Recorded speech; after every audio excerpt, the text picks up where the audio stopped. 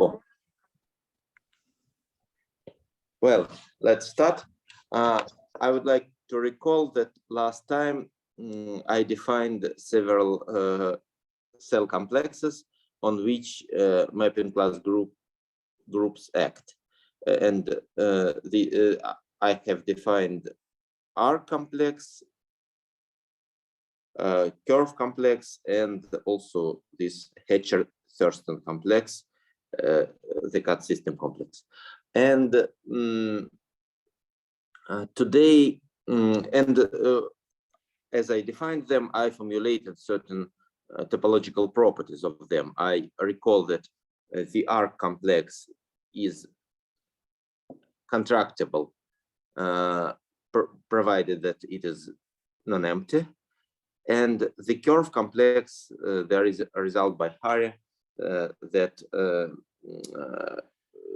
it is a homotopy equivalent to an infinite wedge of spheres of the dimension which is written here. And today our goal is to prove these facts. Before starting particular proofs, and also maybe I also sketch the proof of the fact that the Hatcher-Thurston complex is simply connected, but I'm not sure that I have enough time. Also, well, okay. Before starting particular proofs, I would like to mention the following thing, that so how to prove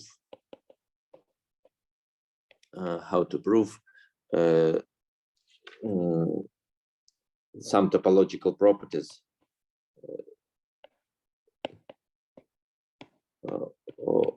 of complexes. No, it is not just general, of complexes arising from curves, arcs, and so on.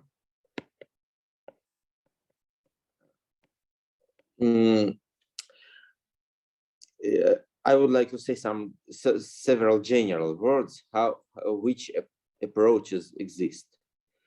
The most important thing is that there is associated to surface with punctures, say, there exists one important object for which we know its topological properties. This object is Teichmüller space.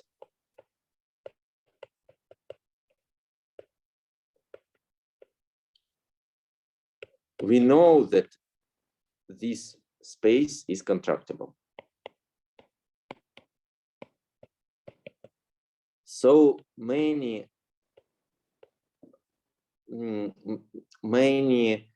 yes, and we have two interpretations of it. We have hyperbolic interpretation, and we have complex, or we may say algebraic geometric interpretation. So we may think of a point of a Teichmüller space as of a hyperbolic surface or as of a complex curve. Not precisely as a hyperbolic metric on our surface or as a complex structure on S. And the general idea is that many proofs of properties of complexes follow the following line. For instance, we start from a surface.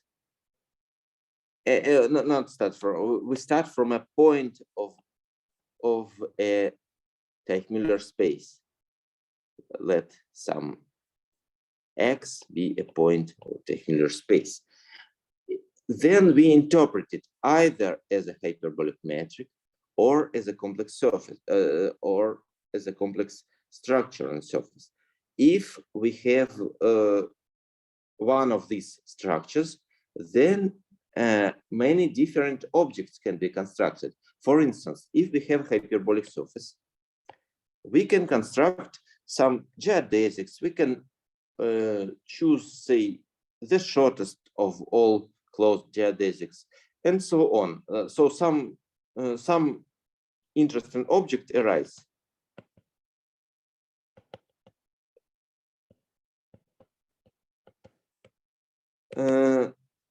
And here also here we have holomorphic differentials. We may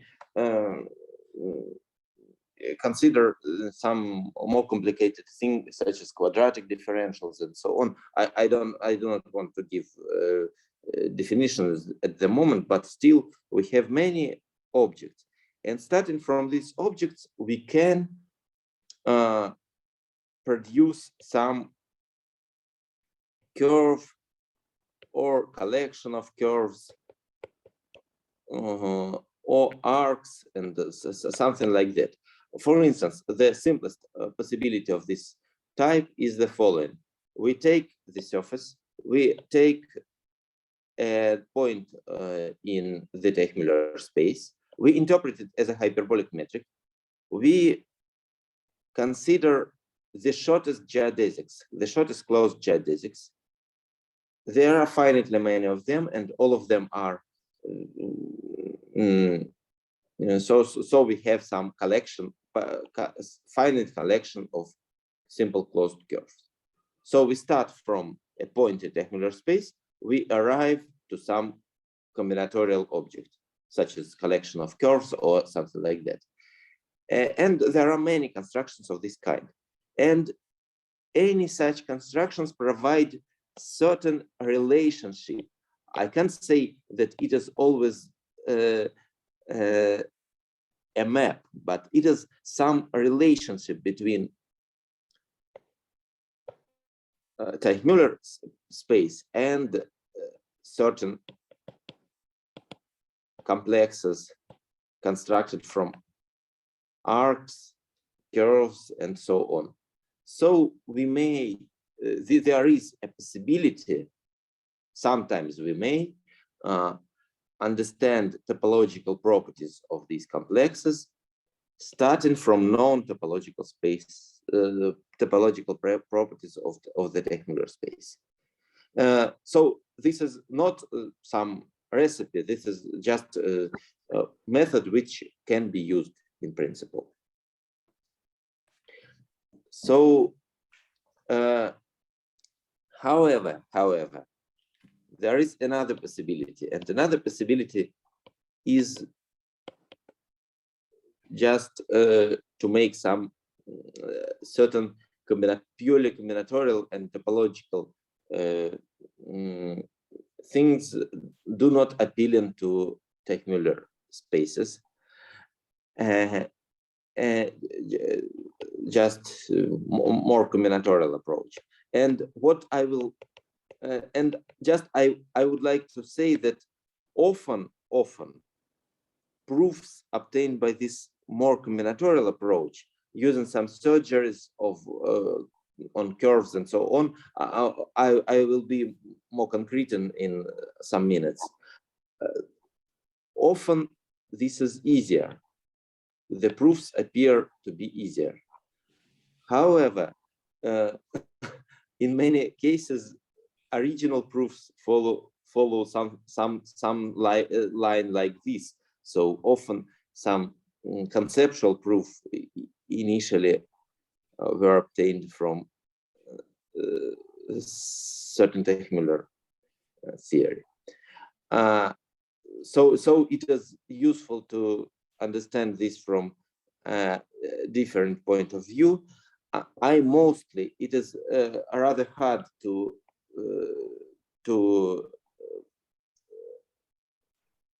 speak about such proofs from Teichmüller theory in details. They usually use much technique, and so mostly the proofs for which some proofs I explain them in details, and they be mostly more or less purely combinatorial topological, and so on. But maybe I will give some ideas of maybe sketch some proofs which also based on another ideas. And there is also third circle of ideas. For instance, Hatcher-Thurston complex. Its simply connectedness was initially proved using the so-called surf theory. We may study functions on smooth functions on our surface and stratify them by types of singularities. So generic smooth function is Morse function. There are some degeneracies when the function is not Morse, but it has only rather simple singularities. And there are further degeneracies and stratifying. Again, here we have another space associated to a surface, space of smooth functions.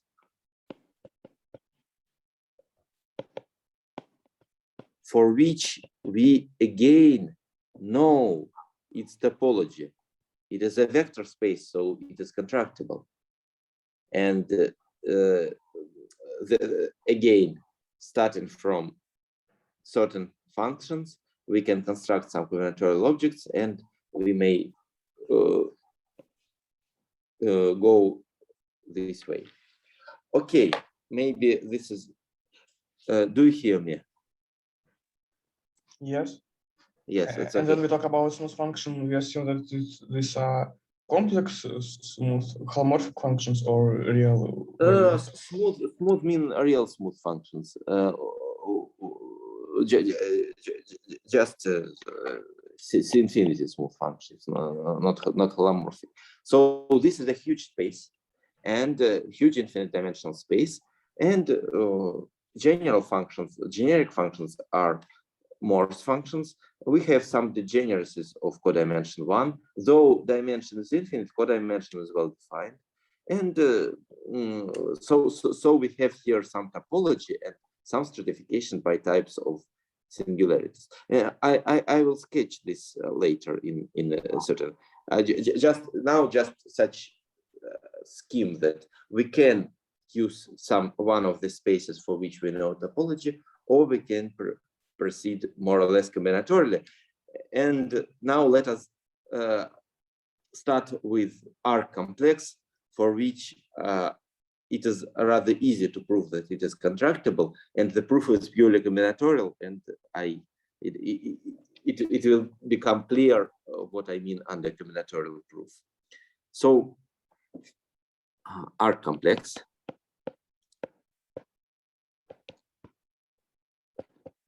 where S is a surface of genus G with n punctures, and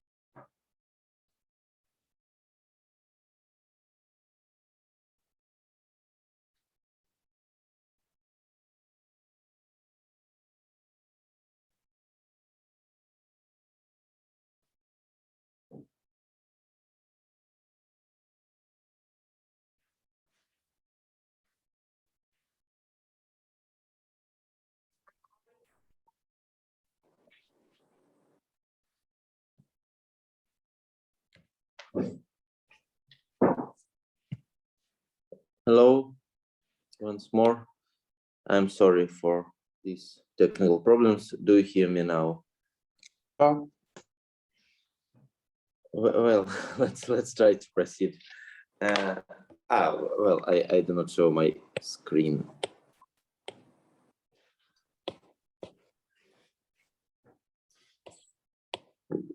Well,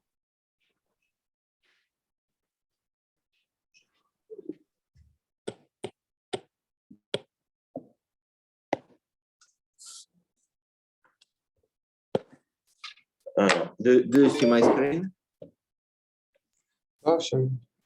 Yes. So let's proceed. So theorem is that these are complex, is contractible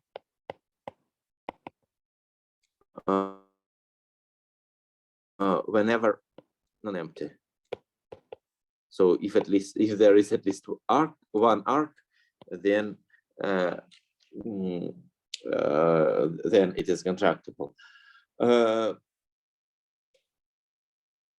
Before proving it, let us understand which are examples when it is empty.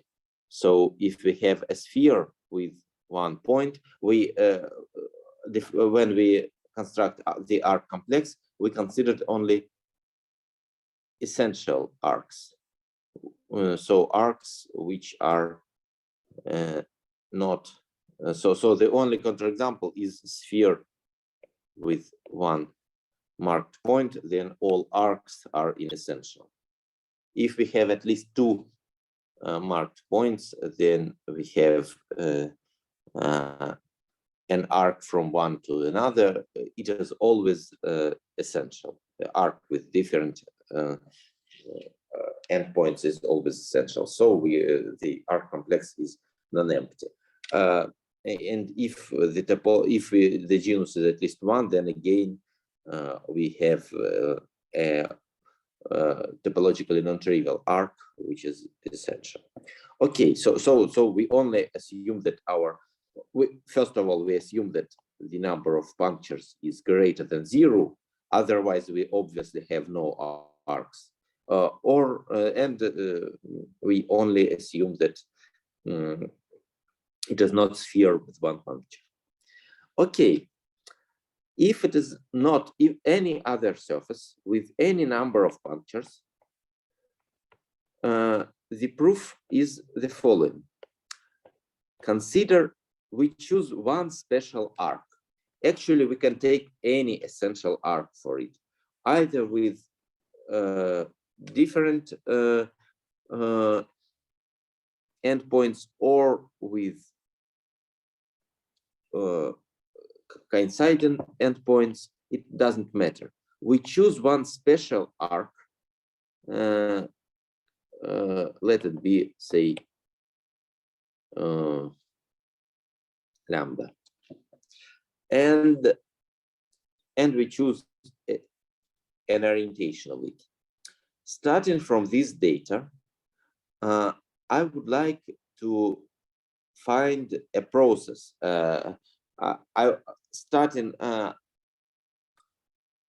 Actually, the idea is the following. We have the arc complex, and I want to prove that the arc complex is contractible, so I would like to construct a homotopy between the identity map and a trivial map. For a trivial map, okay, what is trivial map? A trivial map is mapped to a point.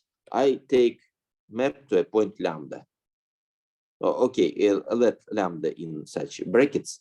And I don't like. I don't want to write brackets here. Lambda is a vertex of an arc complex. So, we may map the whole arc complex to the point lambda. So this is map to the point lambda. Which is a point of R complex. And I would like to construct a homotopy between these two maps. And how to do this? Okay, so I would like to construct the mapping from R complex times segment 0, 1 to R of S, which starts from identity. So at moment 1, this, let this be H, homotopy H. So H of any point here of any alpha and 0 is alpha itself, and alpha 1 is lambda. So I would like to construct such continuous homotopy. Okay. The idea is the following. Let us draw here an arbitrary. First of all, what is a point of an arc complex? A point of an arc complex is not an arc. It is actually arcs. Arcs are vertices of the arc complex. And what the arc complex is simplicial complex, in which a set of arcs span a simplex if and only if these arcs can be made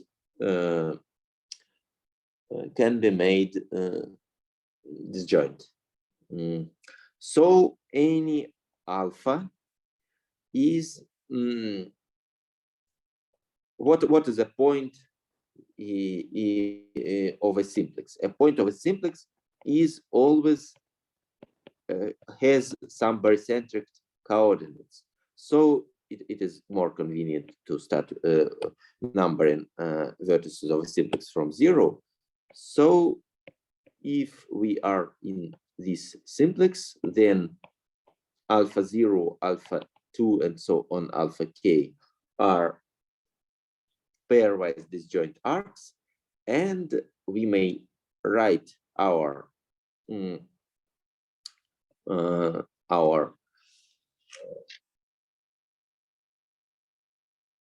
point of an arc of the arc complex as linear combinations where the sum of xi's is 1 and all xi's are non-negative.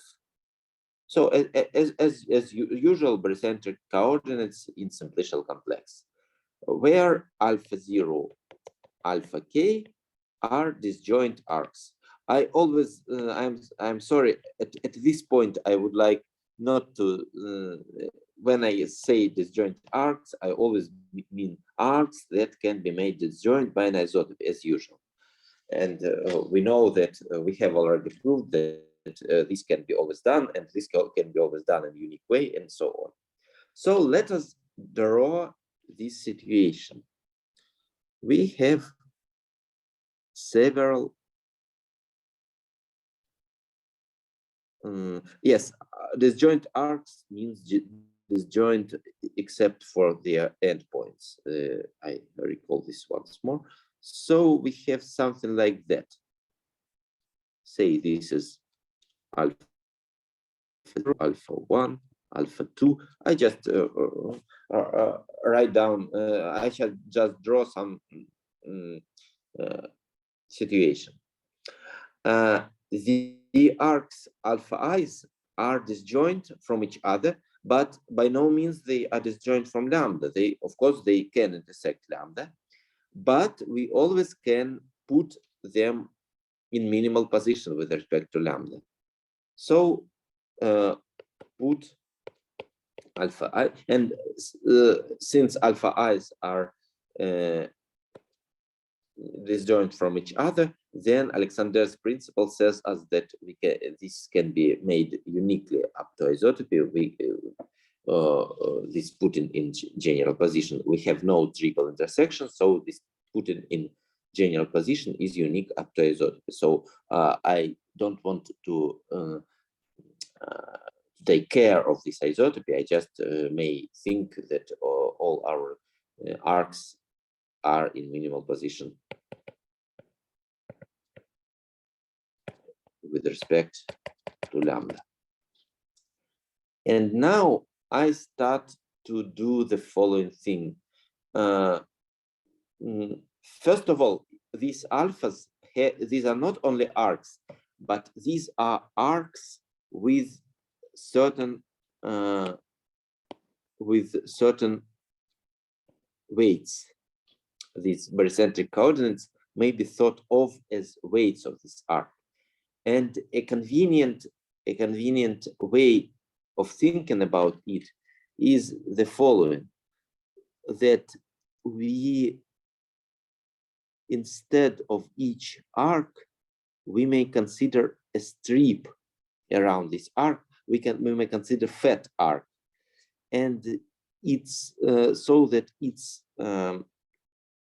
length is equal to xi, to the corresponding xi. So we fatten each arc. Note that this introducing of lengths, it is just formal. It has nothing with some hyperbolic structure on the surface and so on. We just formally prescribe these arcs, so there is no problem with the fact that this non-zero length comes to a point. This is just some measure on curves intersecting our arc transversely.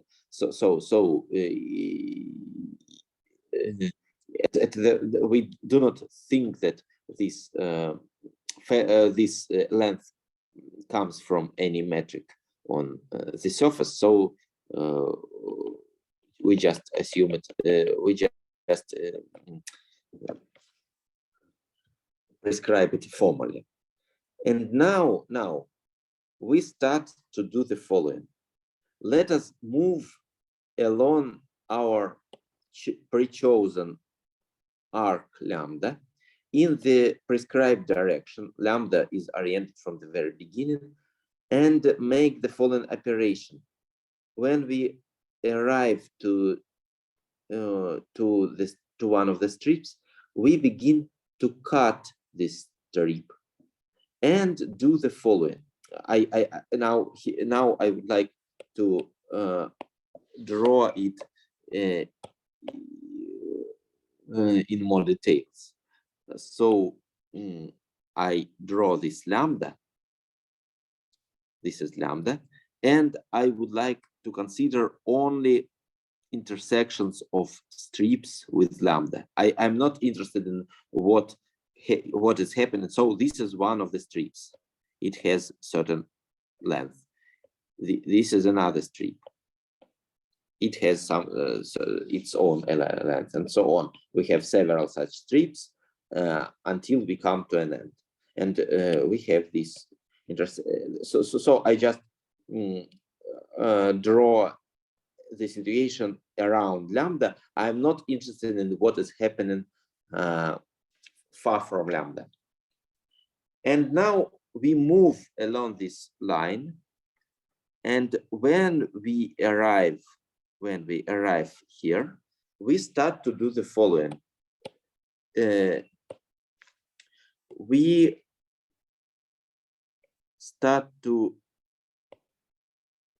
delete certain say if we at certain moment, if we come up to this point, then we cut everything which is here, and we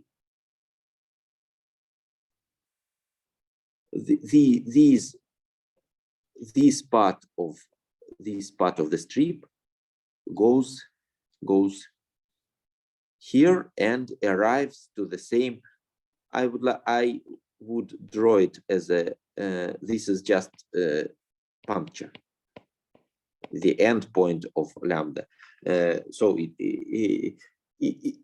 actually it is a point. Just I draw it as a disk just for some.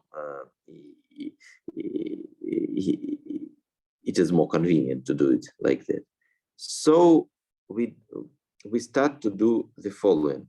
When we move right, then the more and more strips come here. And so I also let us also show some what will happen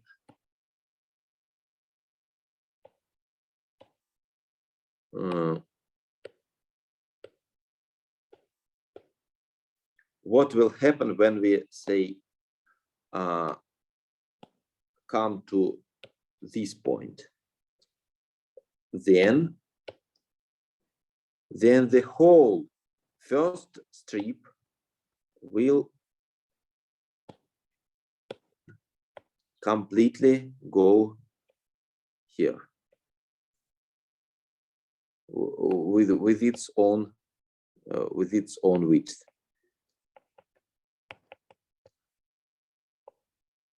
And here also. Sorry for I would like to have just my drawing is it goes here. I just want to have some space here for the second strip. So at this moment, and here we move up to this point. So the rest of this strip is preserved, but this part of the strip goes here. Okay. Look at every moment of this process. This is some continuous process, but at every moment we have certain strips with certain widths. And any of these strips goes along some arc. So at each moment we have a point in the arc complex.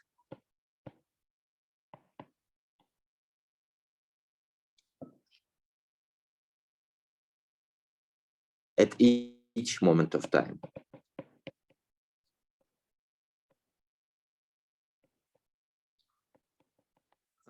Note that, okay, note that it is possible that certain, maybe this strip, at some moment we have the picture may be completely different from the original. Originally we had, I mean that these red strips give a point in the arc complex. Originally we started from the original point where from this original point, but then this point changes as time goes. As it changes, then we obtain in new points in the arc complex, and this point changes continuously in time. Можете, пожалуйста, напомнить, в каком смысле мы понимаем ширины? Yes, width are just okay. Widths are just some formal things. Let me be. This is an idea. Now let us be more precise. We have here some widths. Maybe we may intersect several times the same strip. It's okay, but I'm interested only. Just we prescribe to each arc, clean arc, some width, and we represent it in, okay. Yes, we just prescribe this width, and actually this width serve as time. It is not good to say that I travel along this arc with certain velocity. Actually, this is a bad thing, since the picture is well defined only up to isotropy. I may say that I travel along this arc, but I cannot, it is completely no sense of saying that, for instance, I meet this, so I have no length of this segment. I cannot say when I meet the first strip. So I assume that I meet it immediately, and I spend time only to pass through the strip. So I spend time W1 to move through. Maybe it's better to say that it's x1, because we have this x1 0. No, yes, but just not the same. These widths are x's in certain order, okay, and maybe with repetitions.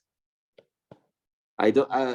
X1 is the coefficient of alpha 1. Maybe alpha 1 doesn't intersect lambda at all. Maybe it intersects 1,000th time. So these widths are those x's in certain order, and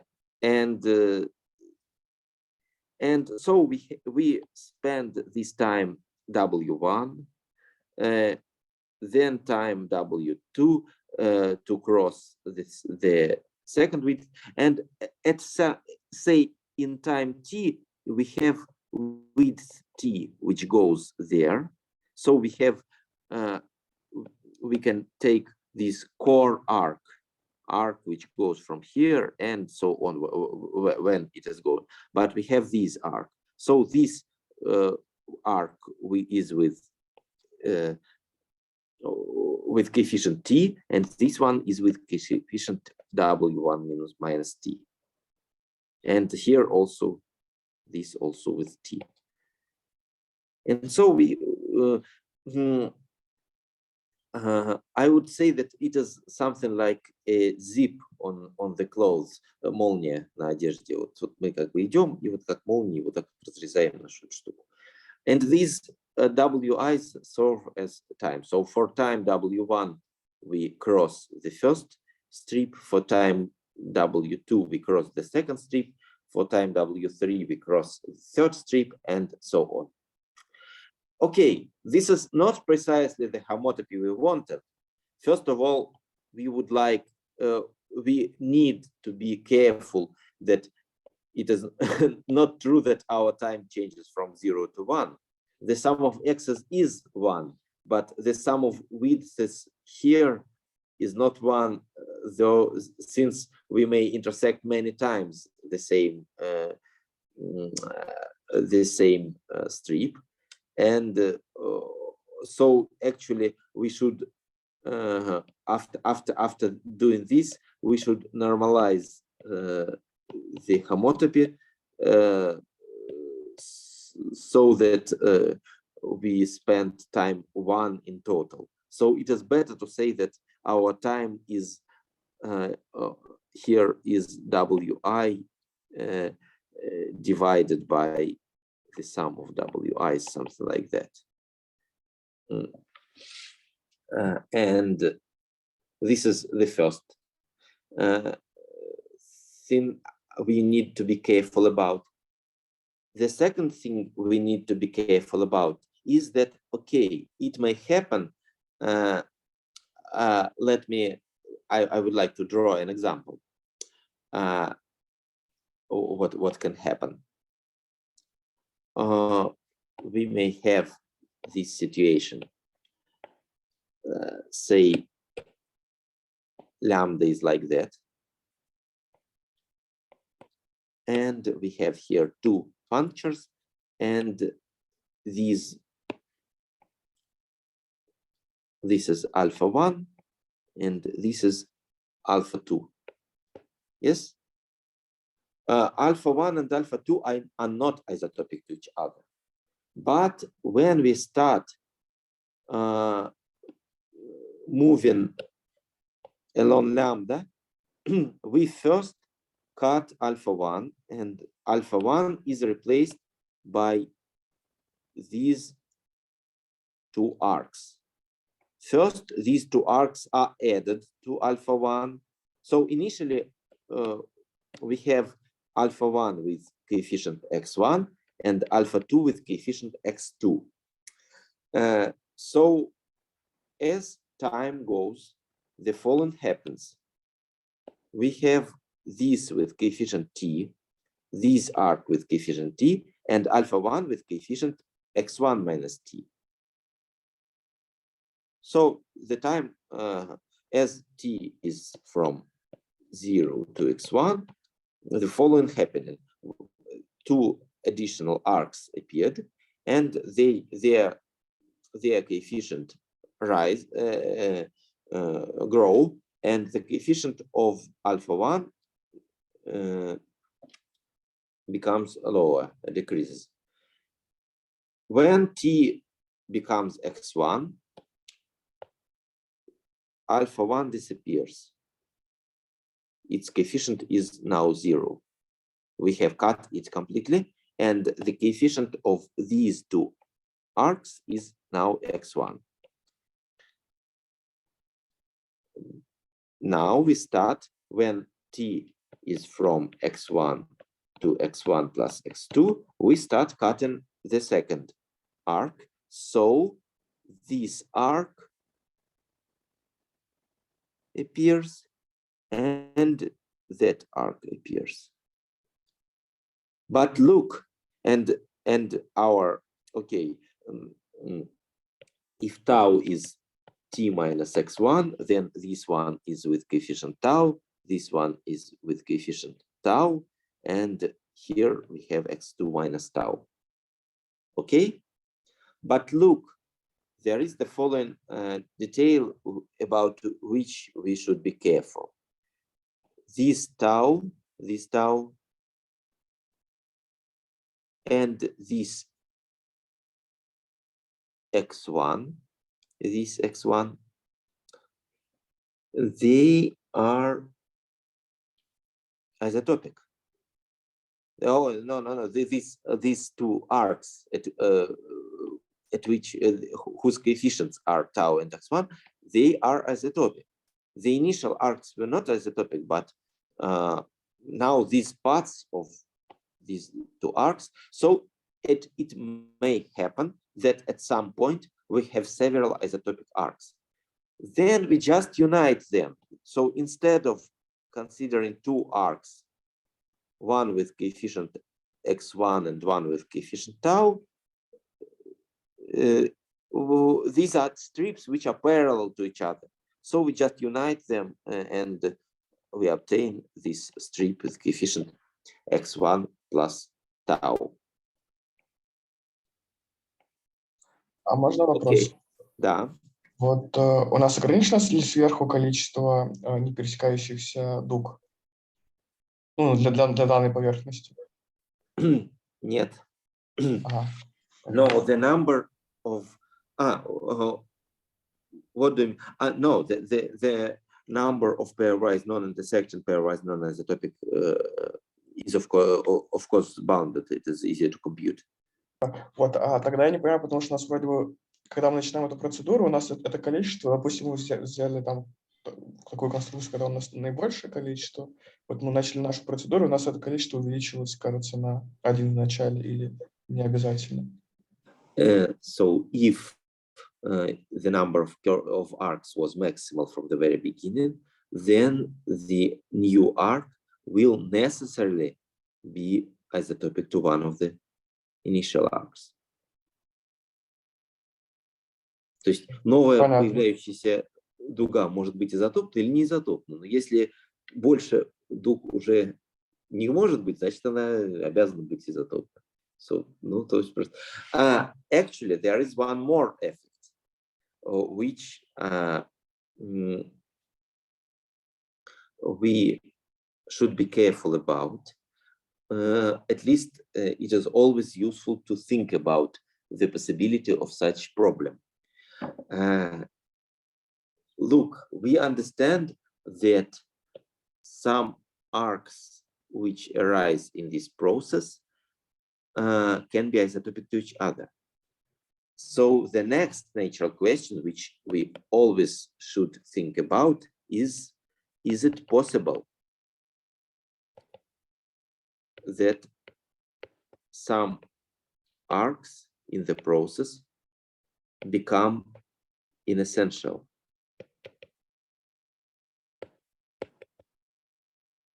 So we know that originally all arcs are essential, but we start cutting this.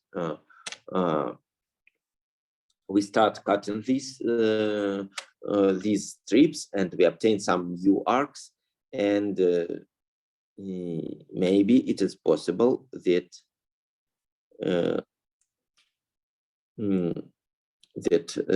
the obtained arc now is inessential. So I suggest that this is a good problem for you to think about. So first of all, is it possible that some arcs become essential? And if yes, how to handle this? So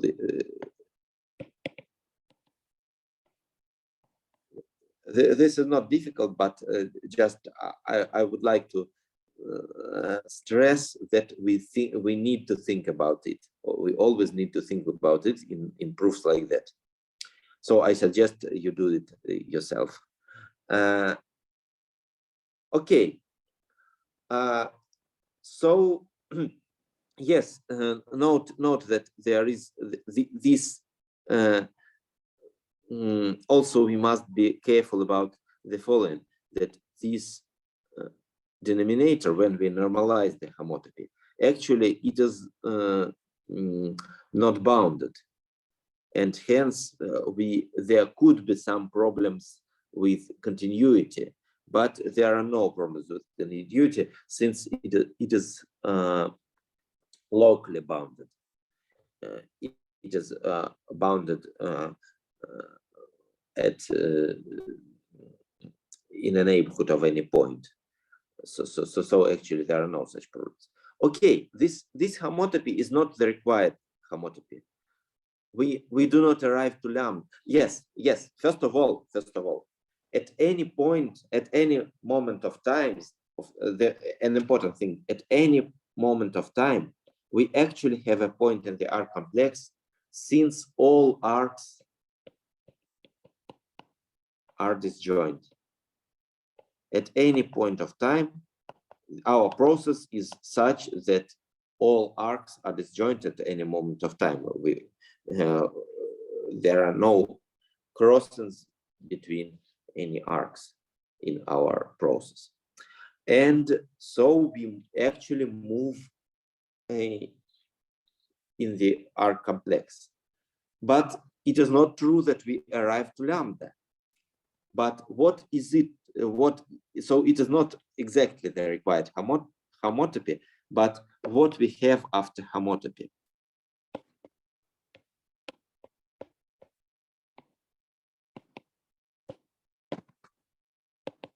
Actually, we do not arrive to lambda, but finally, after the process is finished, we obtain some new point in the arc complex, some xn prime alpha n prime. This is point which we obtain in the end when we cut along the whole lambda, and we know that alpha 0 prime, alpha n prime are disjoint from each other but also are disjoint from each other and from lambda. So our goal is that we do not intersect lambda. But what does it mean? This means that, look, now I draw a picture in the R complex. In the R complex, we have a vertex lambda, and we have so-called star of lambda. Star of lambda is the union of all simplices of the R complex that contain lambda as a vertex. And look, this means that our final point, let alpha prime be this point to which we arrive. Our alpha prime is in this star. Maybe it contains lambda, so with some coefficient. Maybe it is inside lambda, inside the star. Maybe it is on the boundary of it. But at least this alpha 0 prime, alpha n prime, they can be, if we add lambda to them, then this is still a simplex.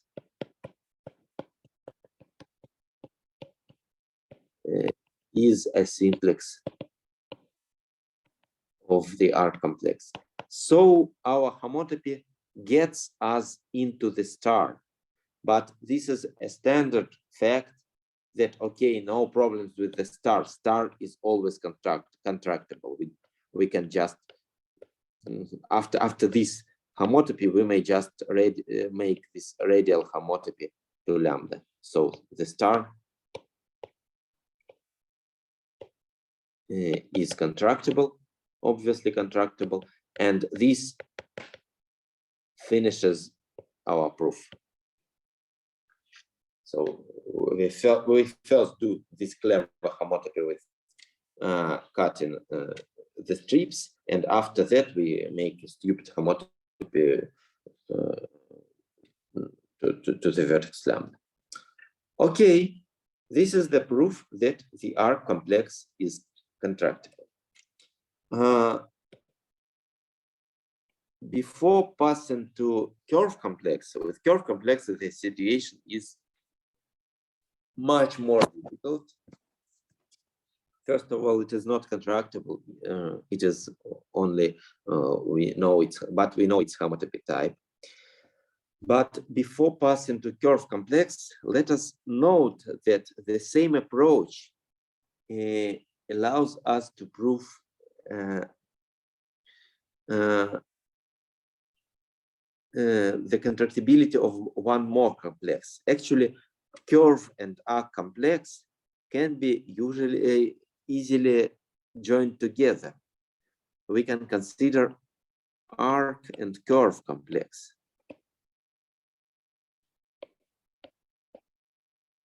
So when we speak about R complex, it is usually denoted by. When we speak about R complex, the R complex, we consider these essential arcs are vertices, and set of arcs are spans a simplex when if and only if they can be made pairwise disjoint by an isotopy. When we speak about curve complex, then the same simple closed curves are vertices, their isotopy classes are vertices, and a collection of simple closed curves spans a simplex if and only if they can be made disjoint by an isotopy. Okay, of course, we can consider again we have surface of genus G with n punctures. We can consider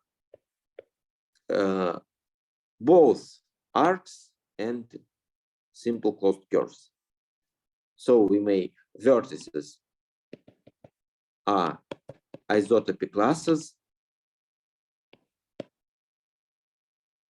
of essential simple closed curves and essential simple closed arcs with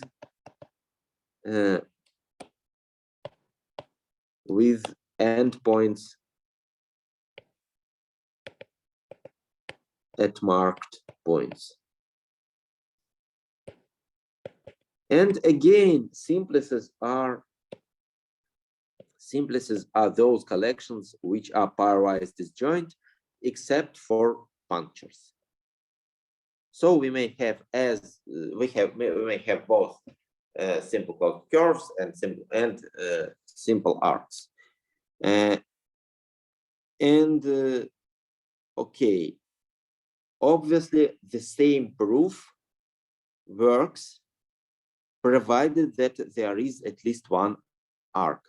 Note that we cannot take simple closed curve for lambdas, since it is not clear when to start this process, where to start this process, at which point of lambda. So if there is at least one arc, so theorem, if and when there is at least one essential arc, if n is greater than 0, yes, and again this is not a sphere with one marked point, with a single marked point, and so then this arc and curve complex is contractible. Уже запятая n не равно 0,1. Oh, no, yes, no, of course not equal to 0, 1. Yes. So except for this, if it is equal to 0, 1, then it is just empty. Okay, so this arc and curve complex is also contractible, but note that if n equals 0, then arc and curve complex is the same as curve complex, obviously, since we have no arcs. So it is not contractible. And actually, now we shall study curve complex, and it is to study certain properties of it. It is useful to approach it from the arc and curve complex. So arc and curve is contractible, and we may think what we add to the curve complex when we allow arcs, and this will allow us to understand the topology of the curve complex. Okay, before starting to prove theorem about curve complex, Harer's theorem, I would like to consider one very important example of an arc complex. So this example is torus with a single marked point.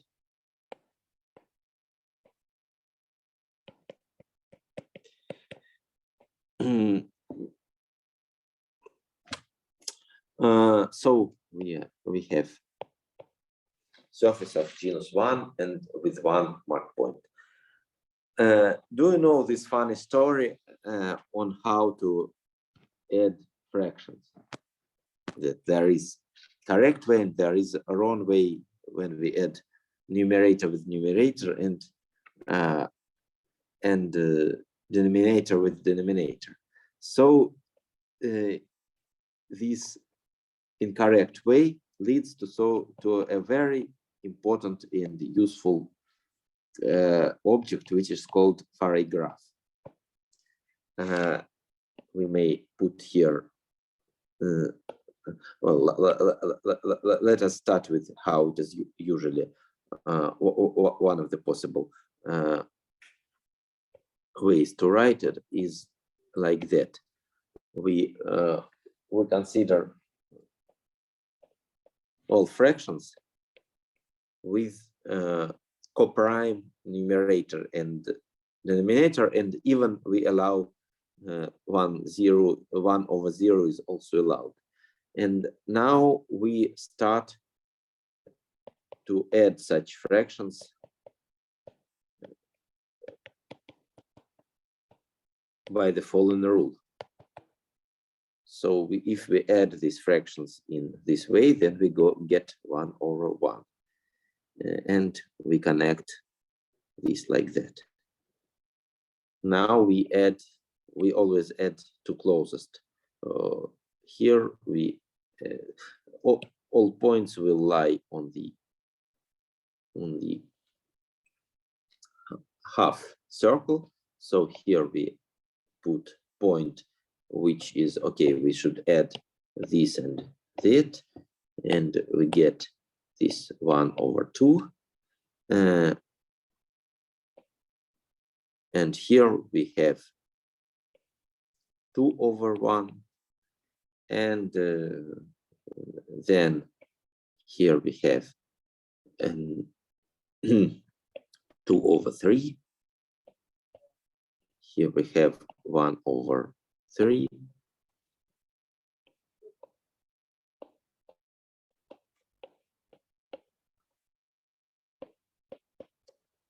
And say here we have 3/5, and so on. Of course, this is an infinite process. It is well known that all fractions with coprime numerator and denominator appear in this process, and it is convenient to have a symmetric picture. Here there are several agreements. We may say we put minus either to numerator or to the denominator. It is better to actually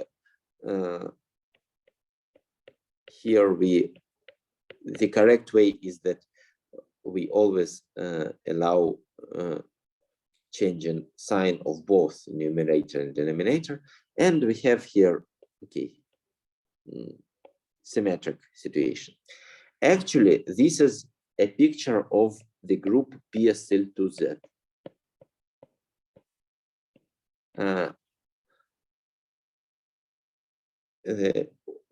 Where we see PSL2Z. PSL2Z are edges. Matrices in PSL2Z are edges of this graph. These edges. So say 2, 3, 3, 5 is matrix of PSL2Z. PSL P means that we allow simultaneous changing of signs. Okay, and it is a good exercise to check all these purely combinatorial properties. This graph is very important in theory of PSL2Z. But look, here we have not only graph, here we have two-dimensional faces as well. And if we fill all these faces, then we get a two-dimensional complex, which is topologically and not an open disk, since it contains certain points on this absolute. But okay, of course, topologically it is an open disk with certain points on the boundary added. So at least this two-dimensional complex is contractible.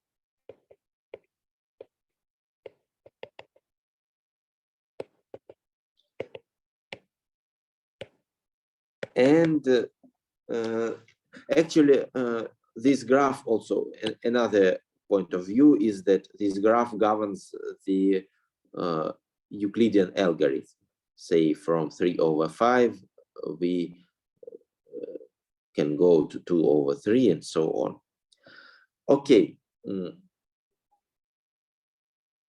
But what is, yes, and I claim that this is exactly the arc complex of a torus, of a one-punctured torus. Indeed, look, what is an arc on a one-punctured torus. If we choose bases in homology, if we choose a parallel and a meridian, then, well, any arc on one punctured torus, it goes around several times. It should have coinciding endpoints, since we have only one mark point, and it passes several times around parallel and several times around the meridian. So it is characterized by the pair PQ of coprime integers, and actually the pair PQ and minus P minus Q is the same arc, since we work with non-oriented arcs, with arcs without prescribed orientations. So these are exactly vertices are exactly as here. So these are exactly all points of, we may write this P of Q as pair or as fraction. That's just a convenient way to write it down. And good exercise that, well, one cells and two cells in this arc complex are exactly as in the Fourier complex, which is shown here. It is a good exercise. I think you can easily check it. Okay, maybe a usual time for a break is in 5 minutes. Maybe I suggest we do a break now, since it's not reasonable to start the proof of a difficult theorem in 5 minutes before break. Let us do the 10-minute break starting from now, and then we resume. And okay. So, okay.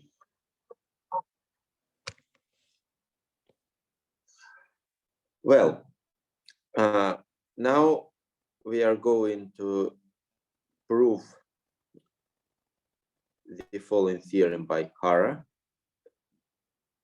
I just would like to copy this.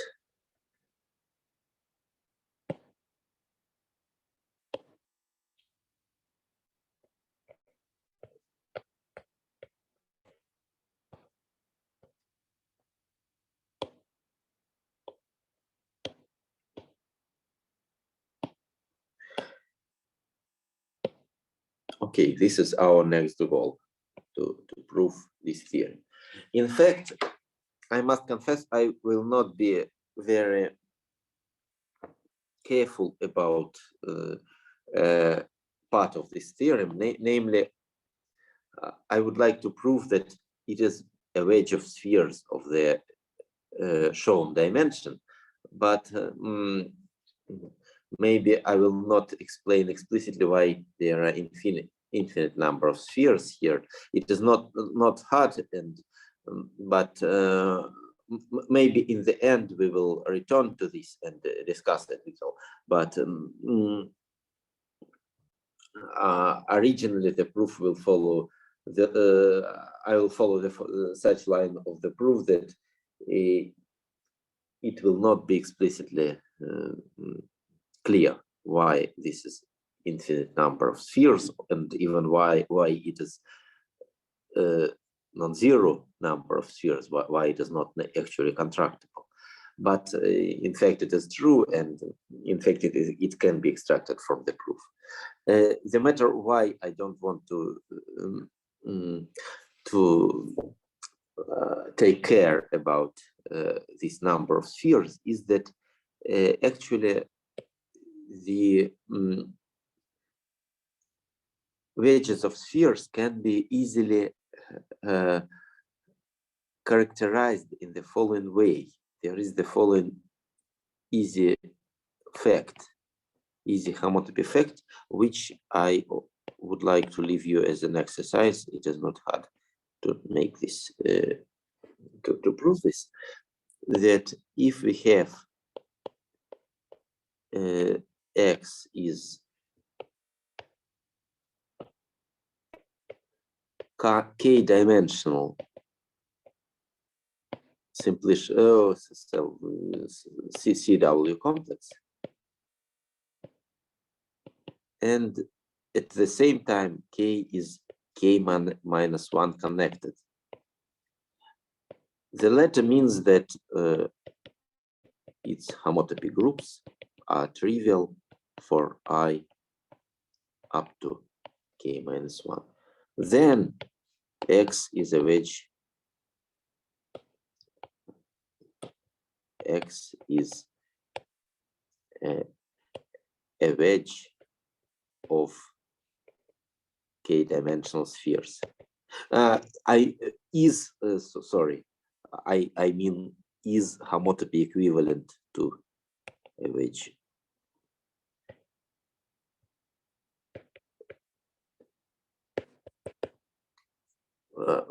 But from this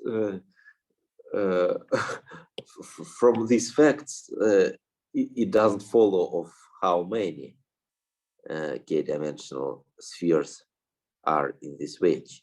And actually, the proof of theorem of Harar's theorem, which I'm going to tell to you, we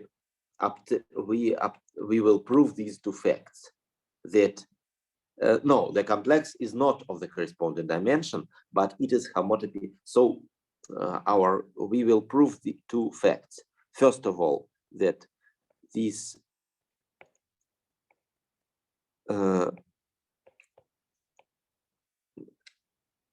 this curve complex is homotopy equivalent to let us do the following. I would like to introduce the notation. Let's say this this number will be n capital.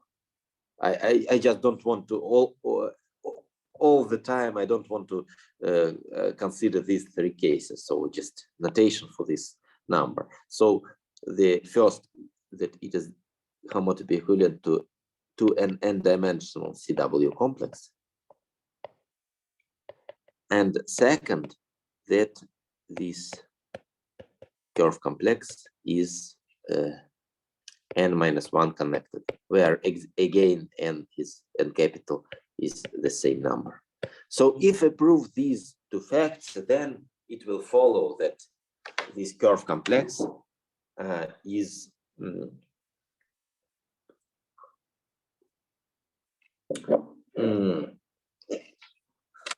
a wedge of spheres of the corresponding dimension. But these two facts will be proved from different viewpoints, and actually it will take some additional efforts to follow these proofs and to extract that actually we have here infinitely many of spheres, and I will not discuss this. Well, and actually maybe I'm even is incorrect. Actually, it seems that under this restriction, the number of spheres is always infinite. Maybe here is some very special case where the number of spheres is actually okay. Under these restrictions, it's okay. Well, so let us start, and let us start with the first assertion, that the curve complex is homotopy equivalent to the cell complex of the dimension shown here. The proof is, so we prove first assertion. Proof is by induction on G.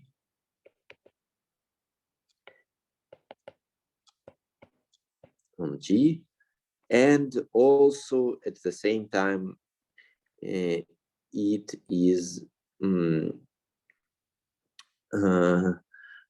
for fixed, it is by induction on G, and for a fixed G it is by induction on N.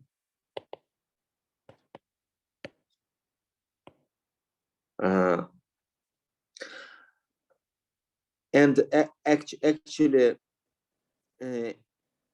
the second assertion will also be proved by similar induction. So I will assume that for less G, or for the same G and less N, not only the first but both assertions are proved, and actually we already know the theorem for less G and for the same G and less N. Okay, let us start with base. So base of induction is G equals 0.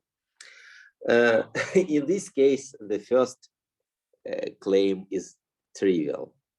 Just to understand this, let us compute the dimension of the curve complex of genus 0 surface with n punctures. Look, if this dimension is dn, then look, if we take any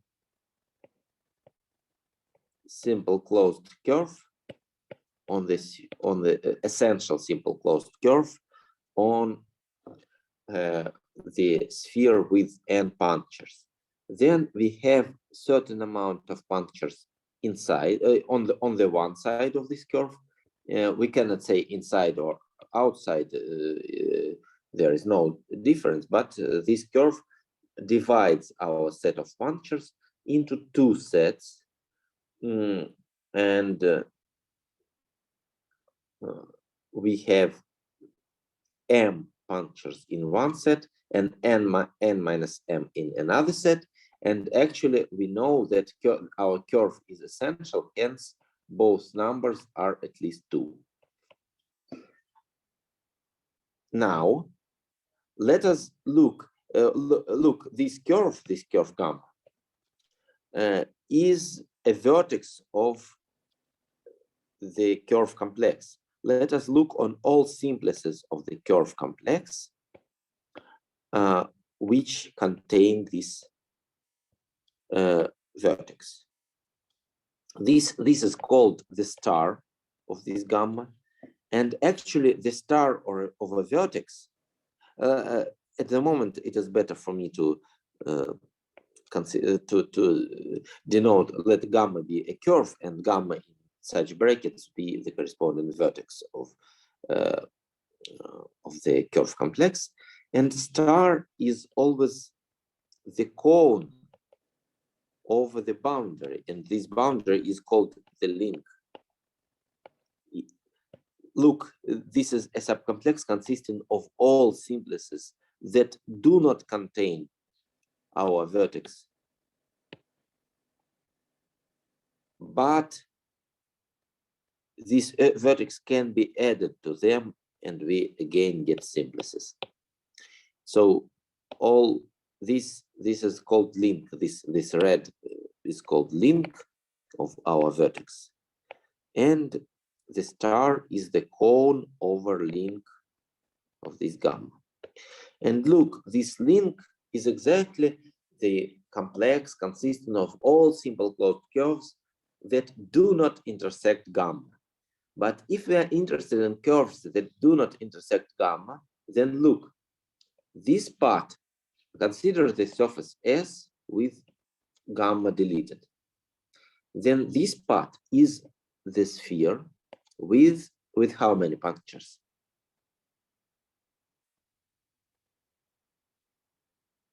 With m+1 punctures.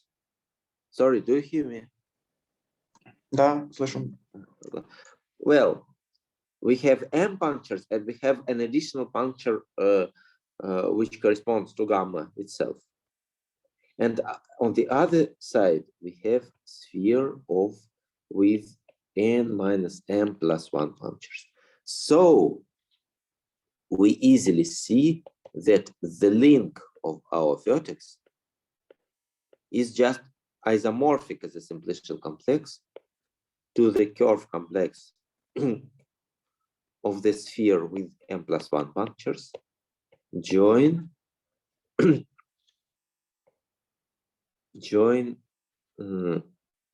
the curve complex of the sphere with n-m+1 punctures.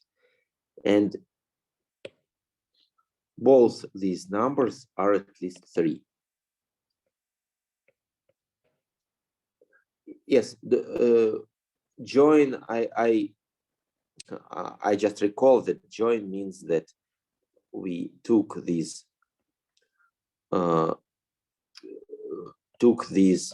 we put these two complexes on two skew non-intersecting and skew скрещивающиеся planes and take all segments between them, such that one point, this is the join of two complexes x and y. And here,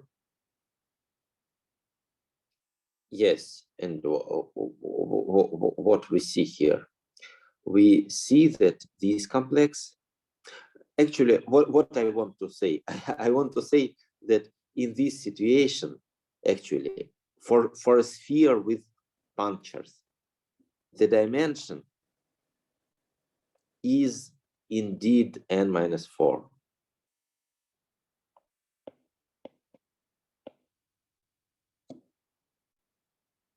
So, and I would like to prove it by induction on the number of punctures. Look, here we have, by induction, here we have less number of punctures. So here we have the dimension m-3, m+1 minus 4, okay? Sorry.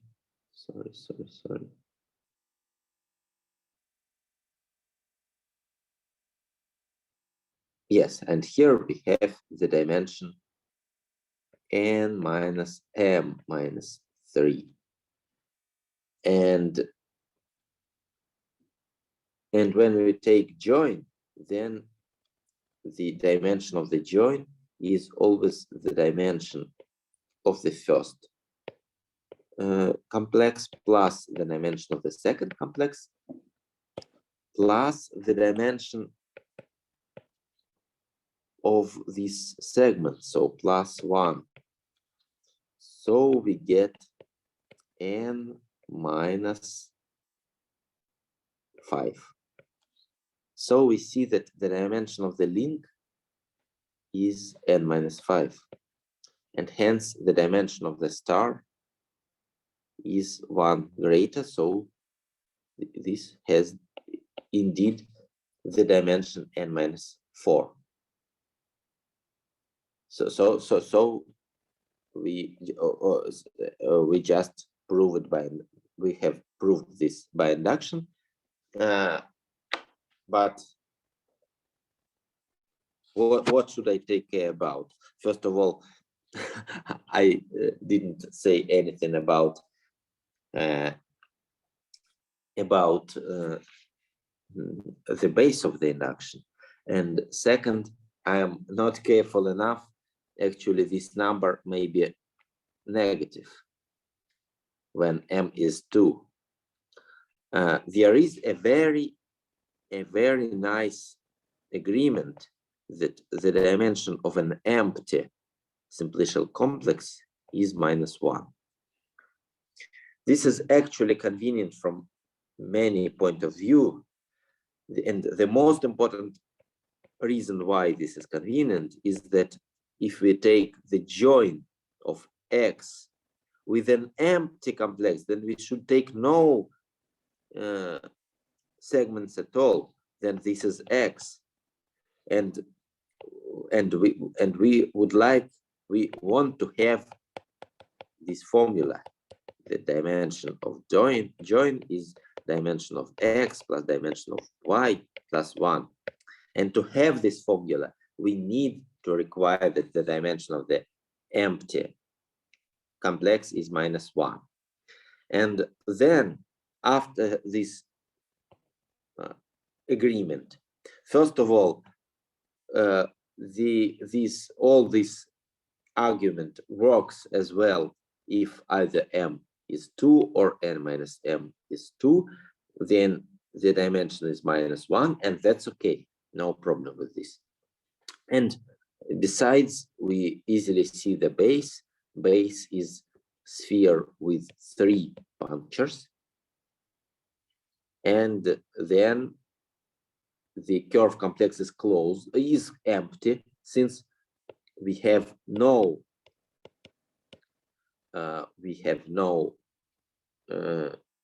simple closed curves at all, and the dimension of the curve complex is -1, which is okay for this formula.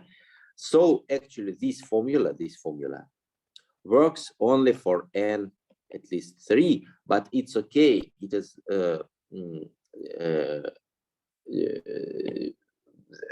the matter is that actually we do not want to consider smaller n. Well, so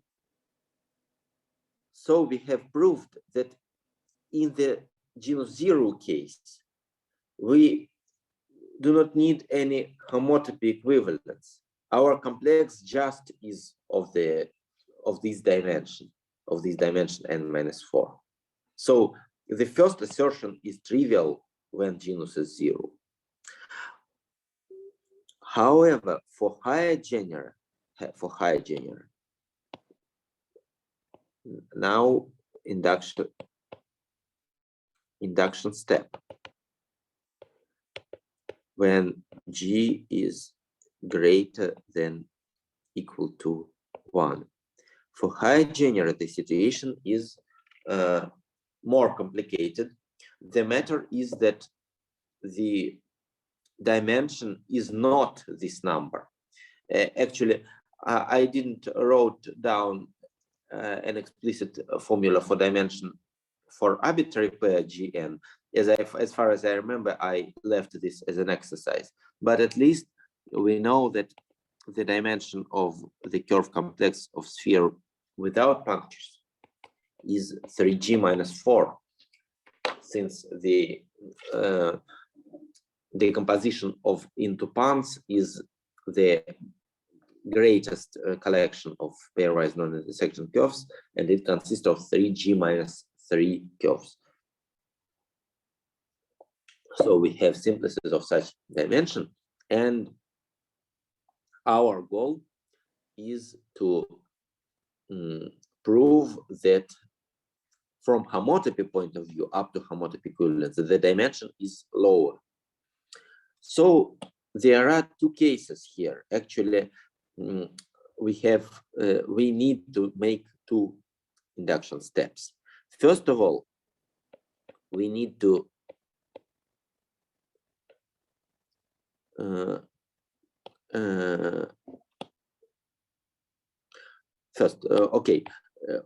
if we know the claim for all pairs G prime and prime with G prime less than G, then we need to deduce the claim for the pair G0. Yes, and second, this would be A, and second part B will be from claim for G0. We will deduce this claim for all pairs Gn where n greater than 0. So the first is induction by G, and inside each G, it's induction by n. A surprise, an untrivial thing is that the second will be harder than the first, but let's start with the first. So assume that we know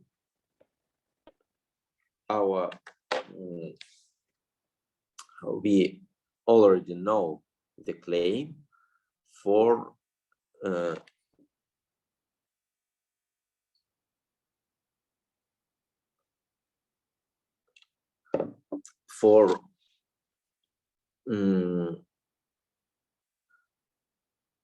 all surfaces of lower genera. Извиняюсь, я запутался. Можно спросить? Да-да. Вот почему он пустой для сферы с тремя выколами, наверное, определение? Look, for sphere with 3 punctures, every simple closed curve separates 2 punctures from the third. Oh, some 2 punctures from some third puncture. There is and then it is inessential. It can be homotoped into a neighborhood of this puncture. То есть мы не берем те, которые... Да, все понял, спасибо. Yes. If there is only one puncture on one of the sides, then it is inessential. Inessential means that it is either homotopically trivial or can be homotoped, is homotopical equivalent, is homotopic to a curve in a small neighborhood of a puncture.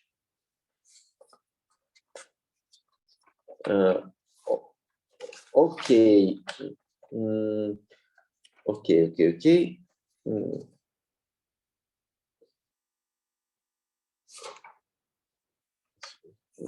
So sorry, I just would like to find my notes. There are many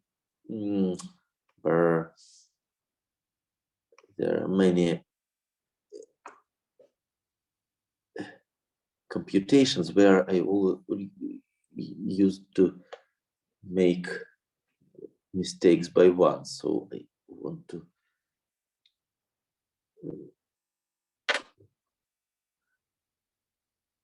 okay.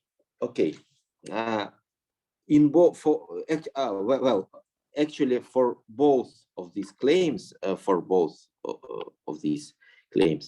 we shall need the following useful lemma. The following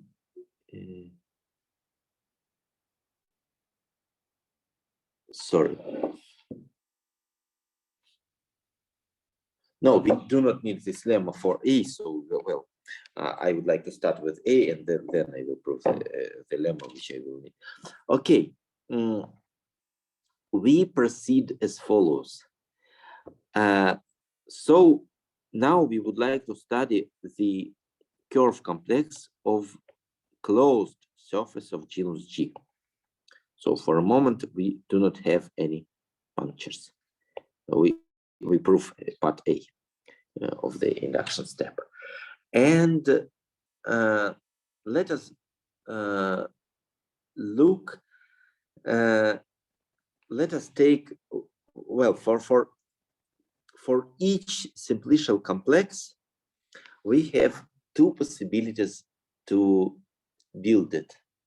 First of all, we can take vertices, then we can add edges, then we can add 2 simplices, and so on. So we have such natural stratification: 0 simplices, 1 simplices, 2 simplices, etc. But we may proceed in the opposite way. We may start with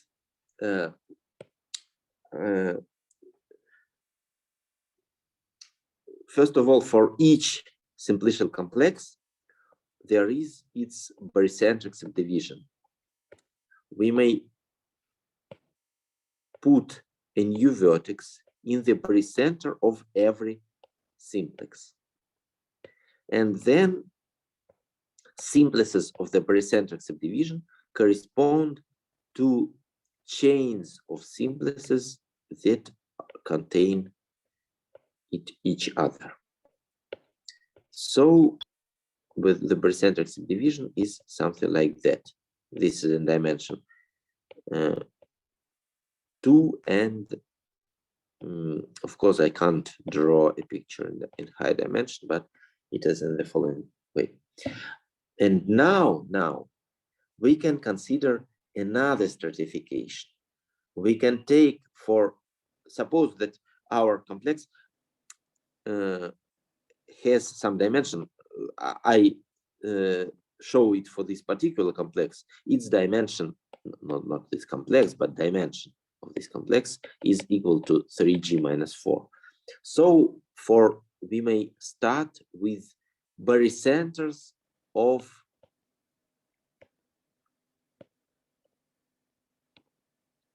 maximal simplices, of 3g minus 4 dimensional simplices. This is the first stratum from which we would like to start. Next, we can add, on next step, we can add barycenters of simplices of whose dimension is one less, and all edges that connect them to the original simplices. Then we add next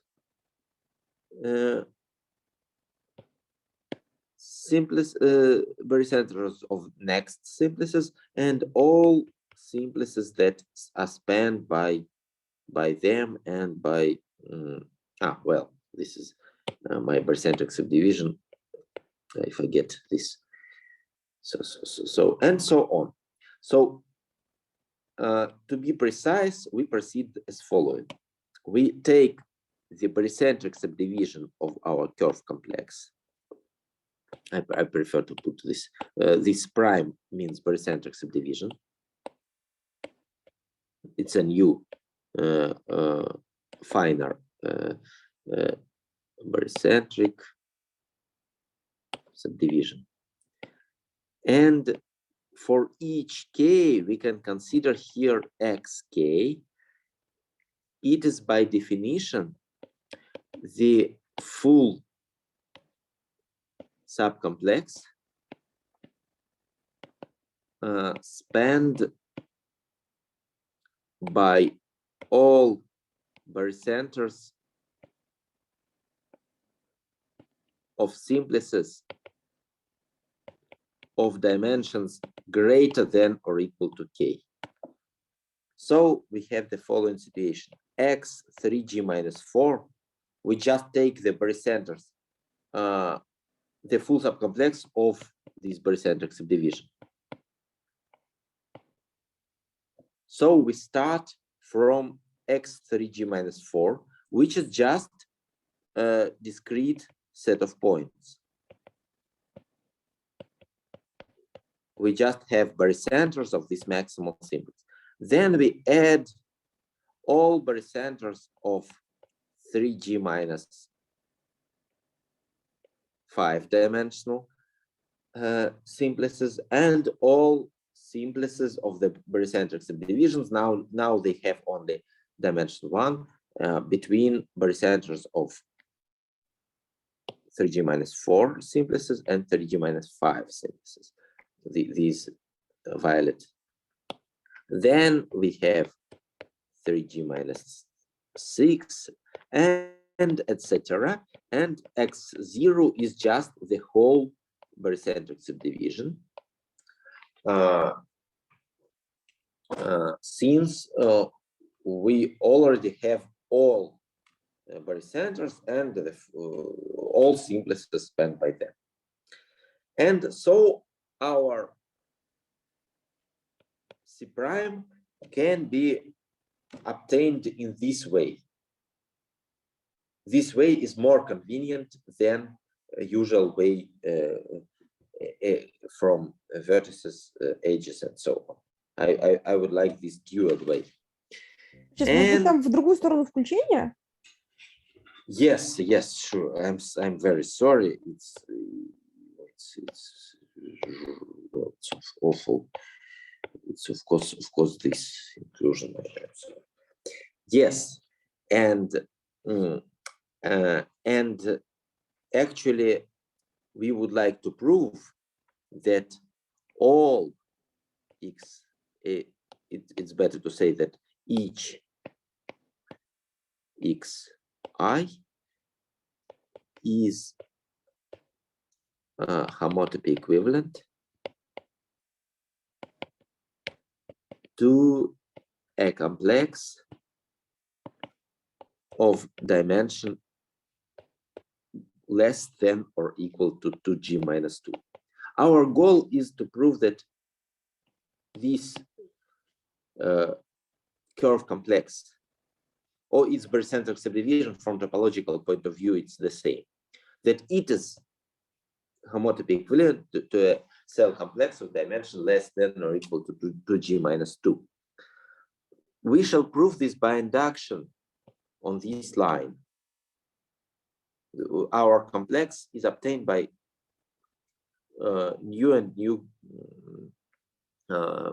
by gluing something, and we shall prove that at every moment it is homotopy equivalent to a complex of dimension less than or equal to 2g minus 2. So the induction is in this direction. The induction is inverse induction on I. Of course, the base of induction is trivial since we have just the not finite, infinite, but discrete set of points. Its dimension is 0.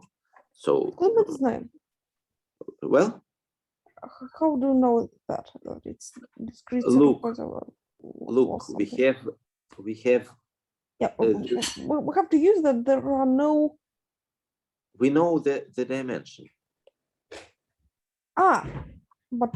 And this is just for any simplicial complex. If we take any simplicial complex, I just don't understand what are we proving. So we have this dimension by the base of induction, or by no. The dimension, we know that the dimension is 3g minus 4. Since the largest non-self-intersecting collection of curves is the decomposition into punts, and then easy computation of Euler characteristics says that there are 3g minus 3 of them. So the dimension, we know it. Now we are proving if we know the dimension? What we are proving. This is another number. We are proving that homotopy dimension is less. Okay. We prove that up to homotopy, it is homotopy equivalent to a 2g minus 2. We know that its dimension is 3g minus 4. It's okay. But the claim we are proving is that up to homotopy, it is homotopy equivalent to a complex of dimension less than or equal to 2g minus 2. This is less than 3g minus 4. Oh, generally for general G. And of course, when we start with this discrete set of points, okay, at this point, this is true, but then we start to add something. And we would like to follow this line and to show that when we add something from homotopy point of view, we do not add anything of dimension greater than 2G minus 2.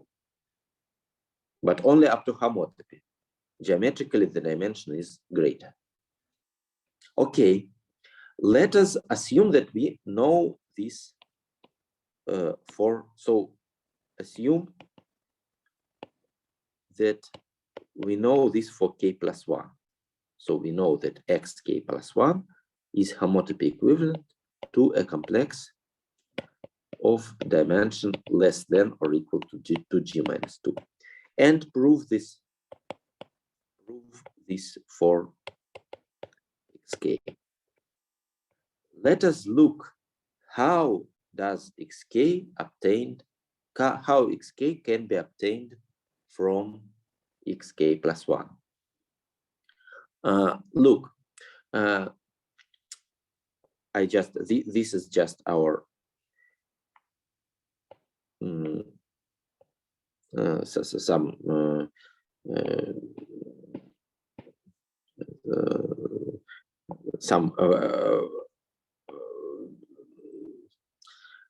very okay. I just would like to draw the curve complex, and well, assume that in this picture k is 1. So it's I would like to add the barycenter of one simplex. Yes, unfortunately, it is very hard to draw pictures here, but we have already all simplices of higher dimensions. So actually, we could have many simplices here. So we have all simplices of higher dimensions, and in fact, we may we may have here 3-dimensional simplex, and we already have something here. So we already have, and we now, when we pass from xk plus 1 to xk, then what do we add? We add this barycenter, and we add the cone from this barycenter to all simplices to which it is possible to take this cone. So look, first of all, what is this? Is a barycenter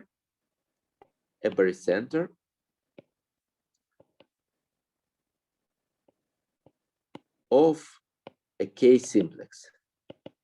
What does it mean?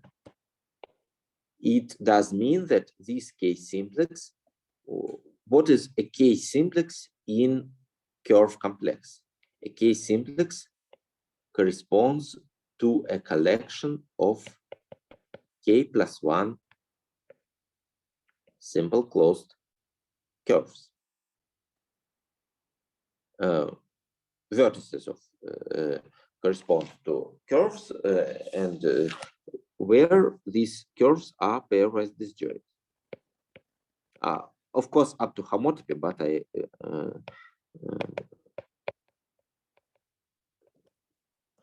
okay. And look, now let us draw this. So we have this surface, and we have several pairwise disjoint curves.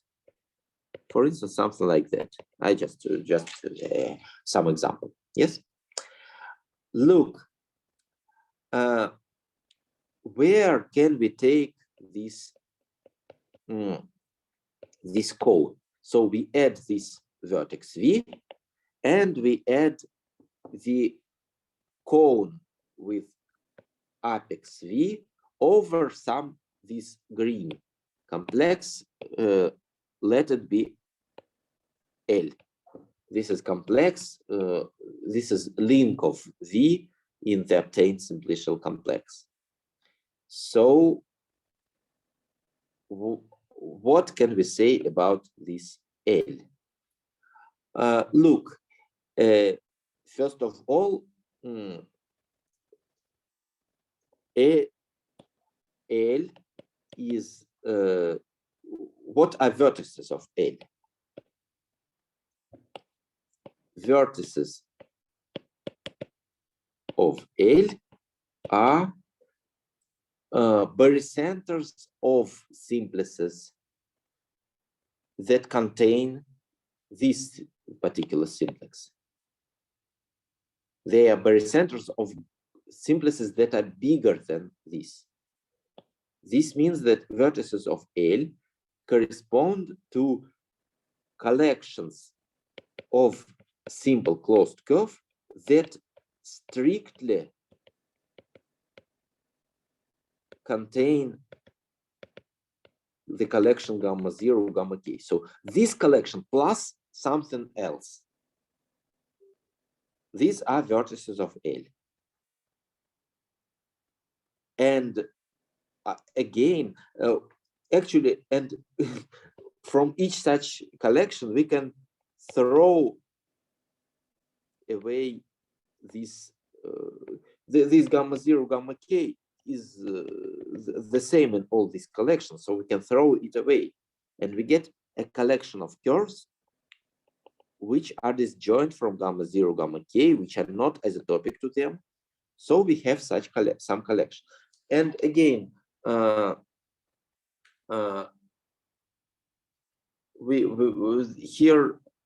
we can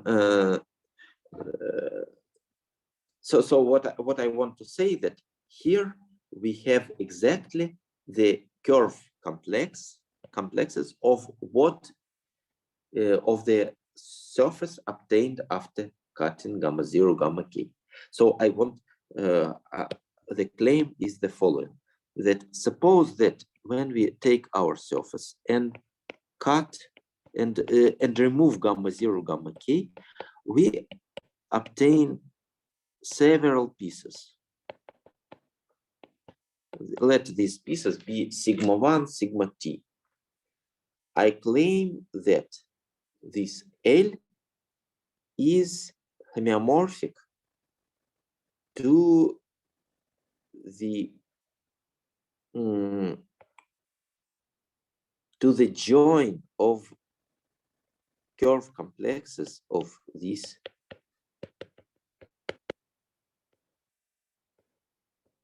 subsurfaces.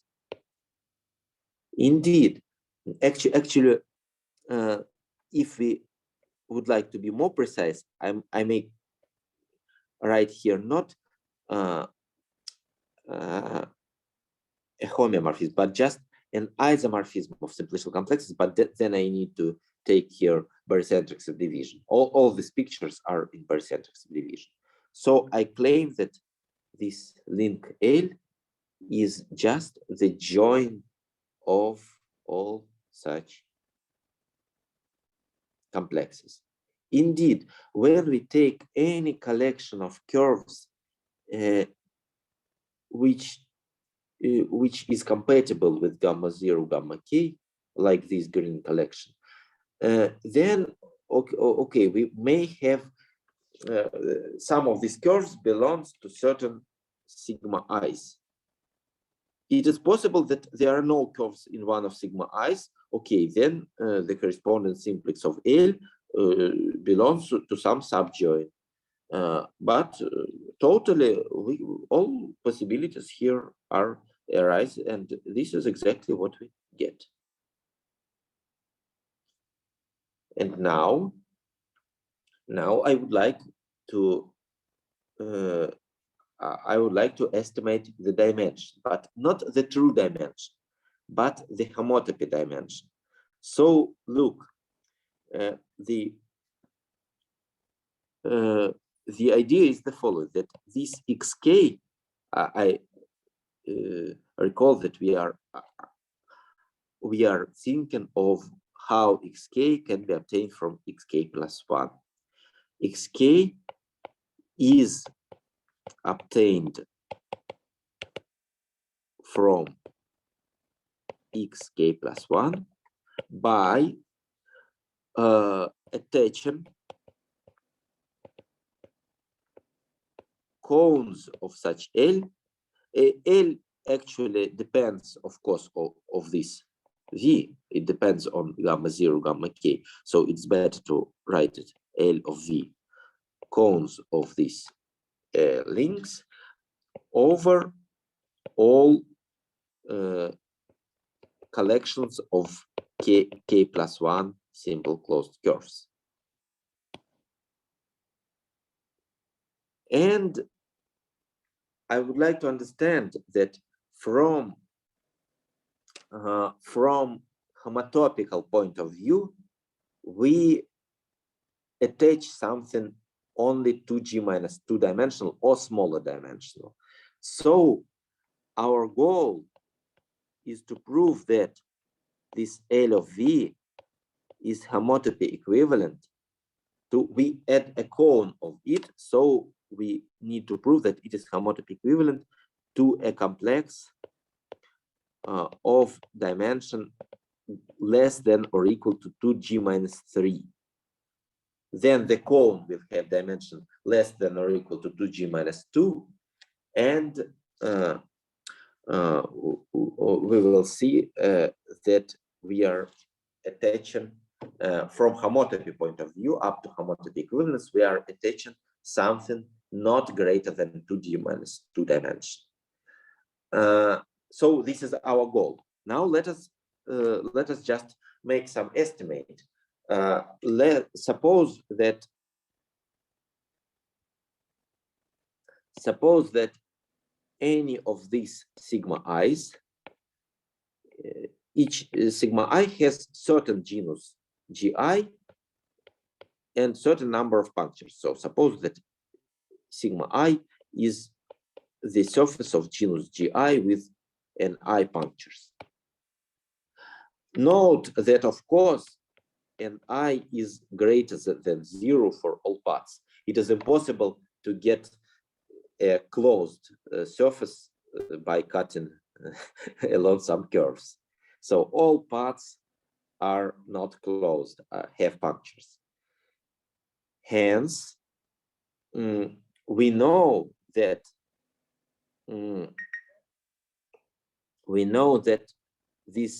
the curve complex, look, the answer for this number for non-closed case is 2g plus n minus 3, and here g is 0, so here even smaller. So it doesn't exceed 2g plus n minus 3 if we are in non-closed case. So we may say that this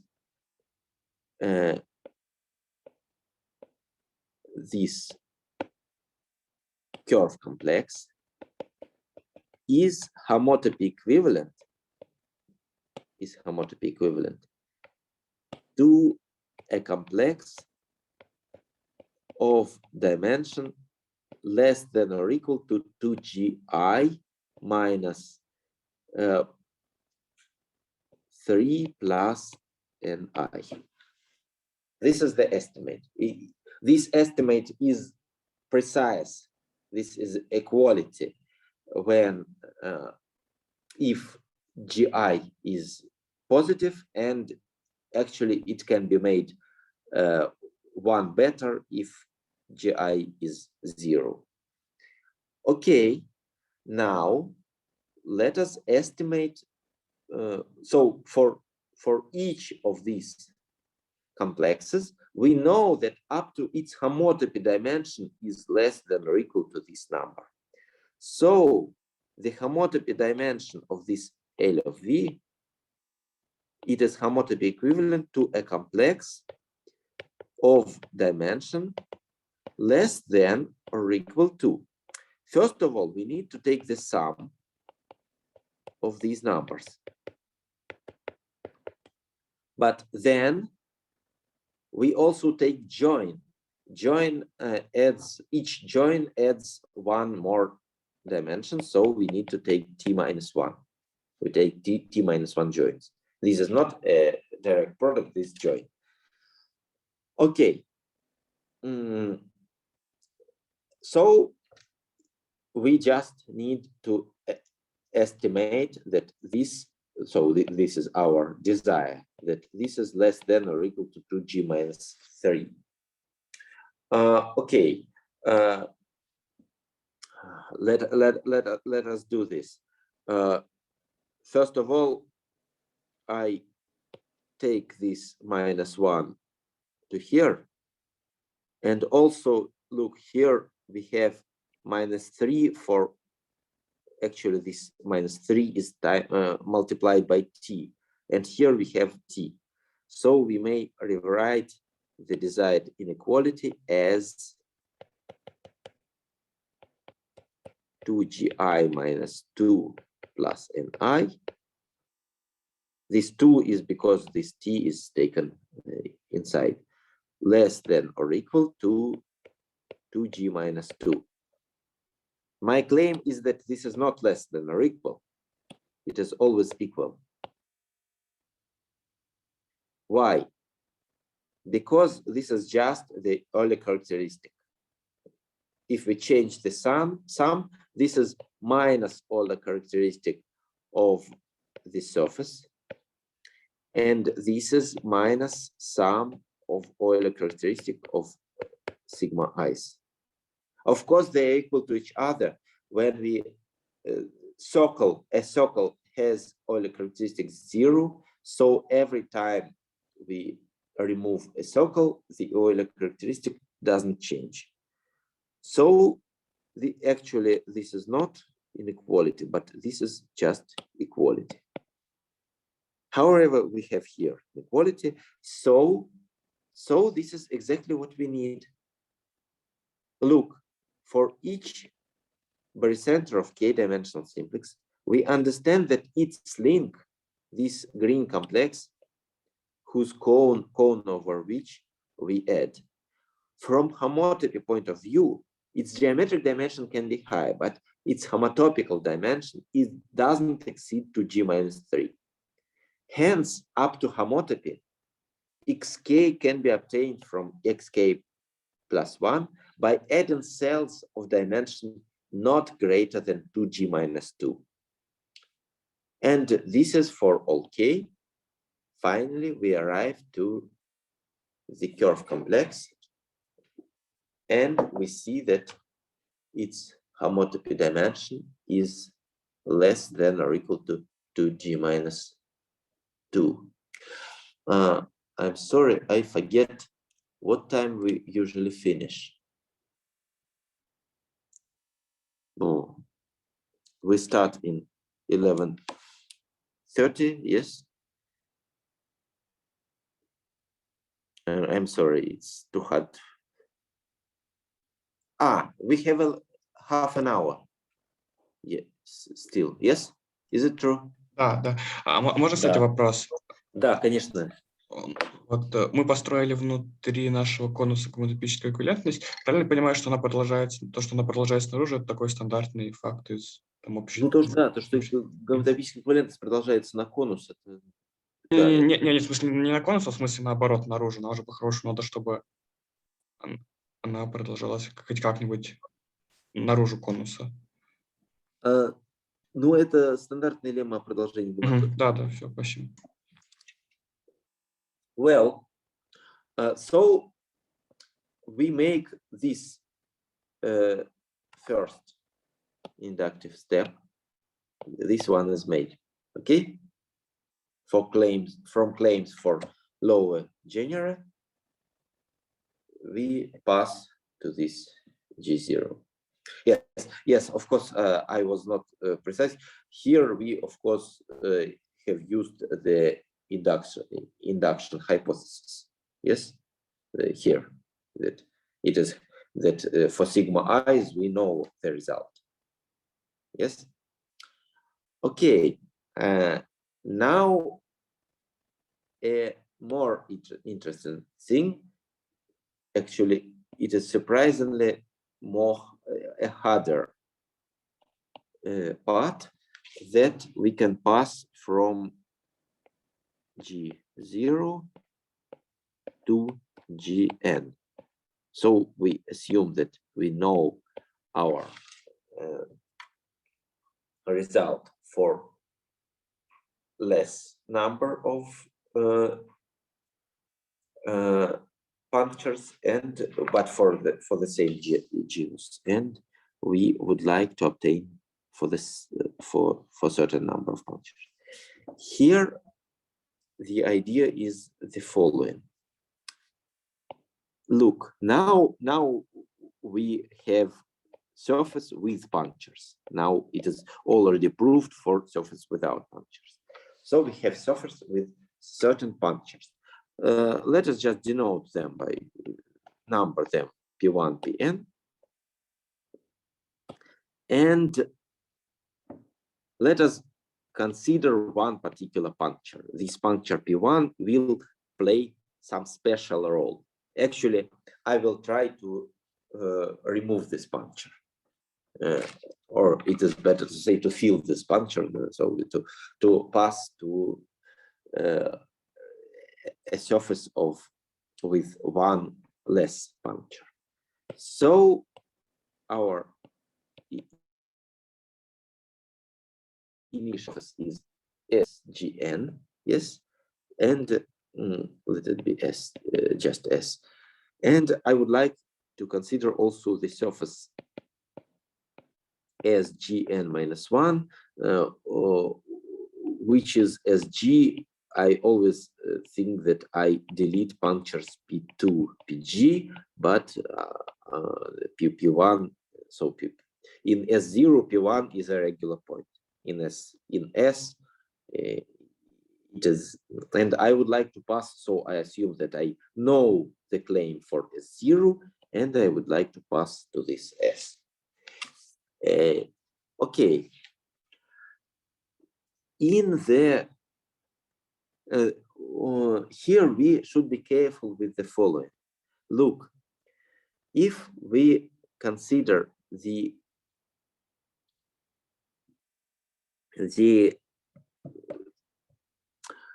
curve complex of S and the curve complex of S0, it would be nice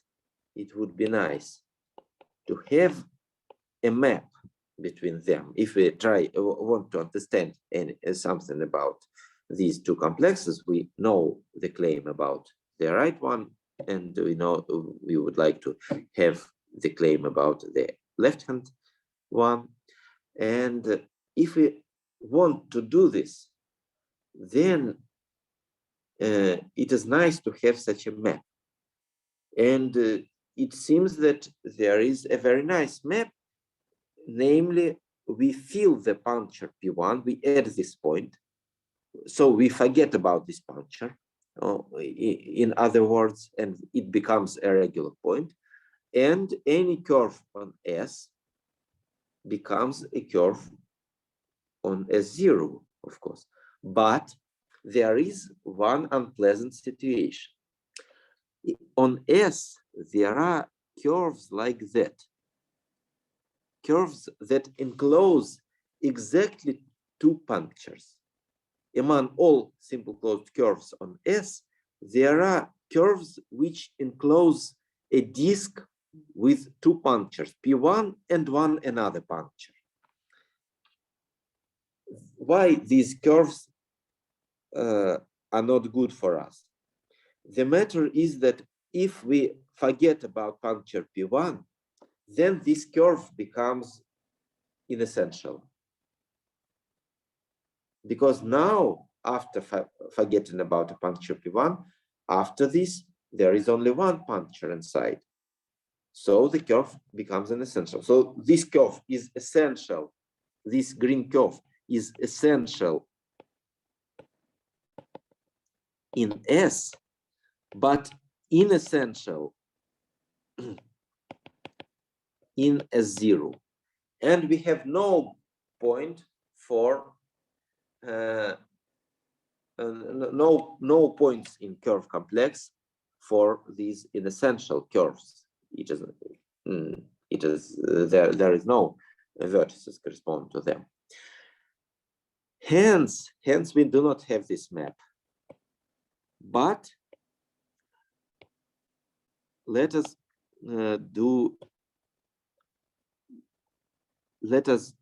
consider the curve complex C hat, which is subcomplex of C of S, where we just do not allow curves like that. So by definition, C hat is a full subcomplex of usual curve complex spanned by all vertices except for those that correspond to curves enclosing a disk with two punctures. Two punctures, P1 and some other PI. So these are only, all other curves are allowed. It is allowed that a curve encloses two punctures, neither of them of which is P1. It is allowed that curve encloses some surface of higher genus with two punctures. One of the is P1, so this one is okay, and so on. It is not allowed only this particular situation, that we have P1 and one of other punctures, and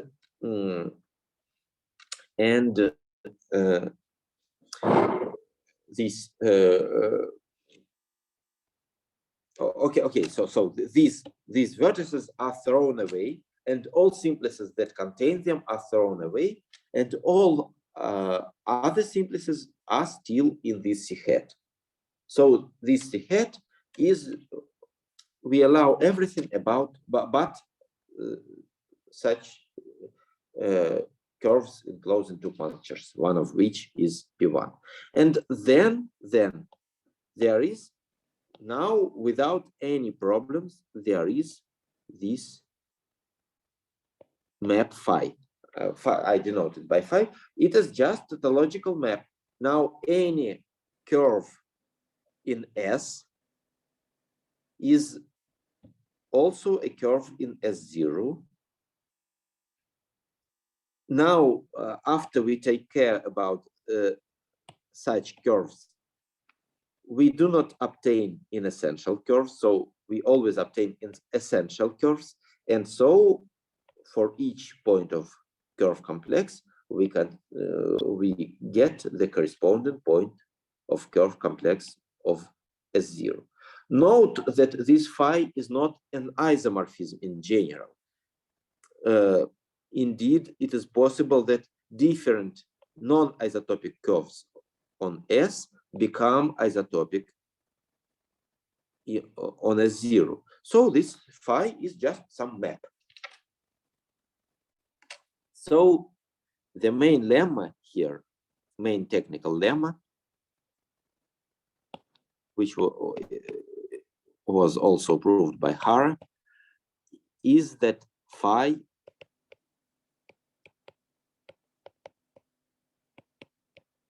is a homotopy equivalence.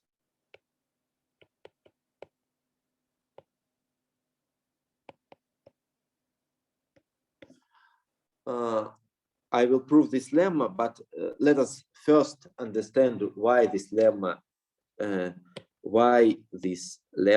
solves our problems. Why our induction step from what do we want? We want this step from G0 to Gn. Why?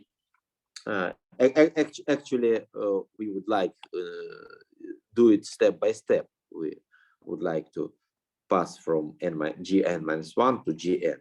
This is enough. Okay. Why it follows from this lemma? So we first deduce from this lemma the claim. Okay. First, first, let us understand what is happening when we pass from the G0 to G1. It is very easy.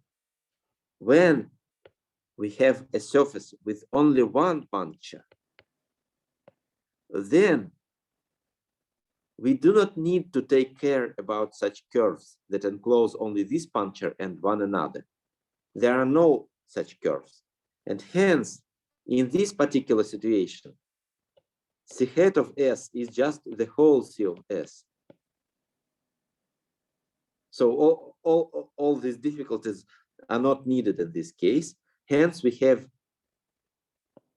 this map phi to C of S0. S0 is just SG0, yes, and this S is SG1.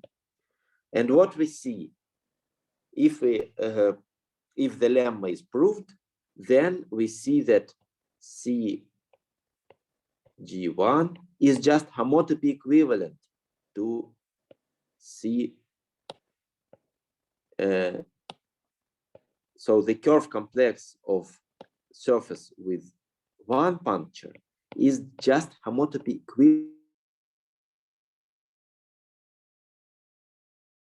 equivalent to the corresponding surface of the same genus with 0 punctures of closed surface. Just note this fact, it will be needed for us not only in this proof, or we will also need it later. Okay.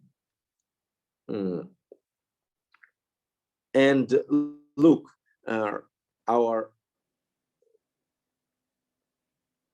the theorem, for closed surface, it is as a complex of dimension less than or equal to 2g minus 2, actually a wedge of spheres. And for surface with one puncture, we have for Gn, we have 2g minus 3 plus n. For one puncture, it is also 2g minus 2. So it is not surprising that these numbers are the same. And of course, once we have these homotopy equivalents, the claim for one punctured surface follows immediately from the claim for closed surface. We have no, but now let us consider this shift from, let us pass from Gn minus 1 to Gn when n is at least 2. Here, the situation is slightly different. Here, there would be a shift in dimension. In this particular case, we do not have shift in dimension, we just have homotopy equivalence. But in this case,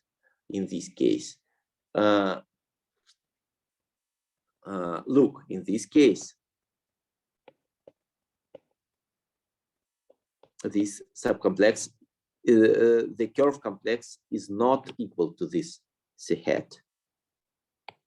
C hat is strictly smaller than the whole curve complex.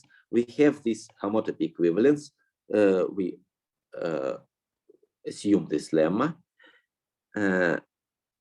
to this curve complex. Actually, we know, I said that in my induction, I will assume that for lower general, for lower number of punctures, we know the whole theorem at all. So we know that this is a wedge of spheres of dimensions 2g. Since n is greater than or equal to 2, then this is surface of genus G with n minus 1 punctures, and n minus 1 is still positive. So we have here 2g minus 3 plus n minus 1. So we have 2g minus 4 plus n. Okay. And we would like, so we know the same about this complex C hat, that it is a wedge of spheres of dimension 2g minus 4 plus n. And we would like to prove that this C of S, is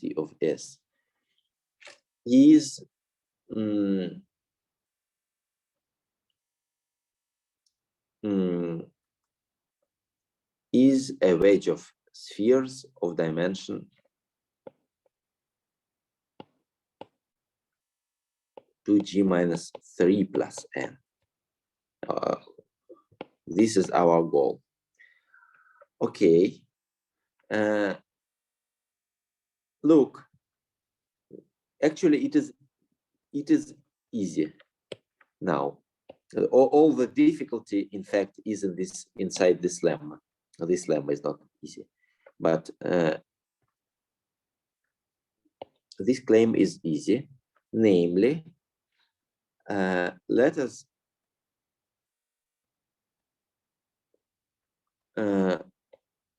first one easy observation. Suppose that we have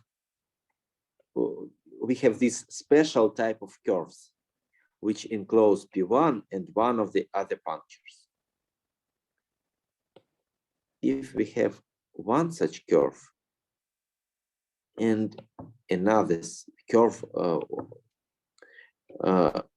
which encloses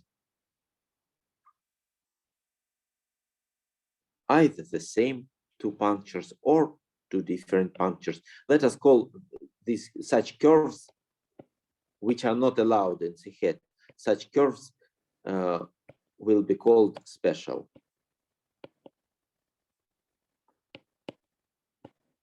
These are exactly curves which enclose P1 and exactly one another puncture. Observation,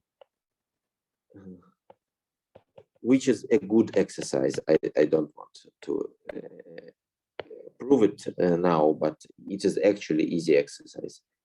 That two special curves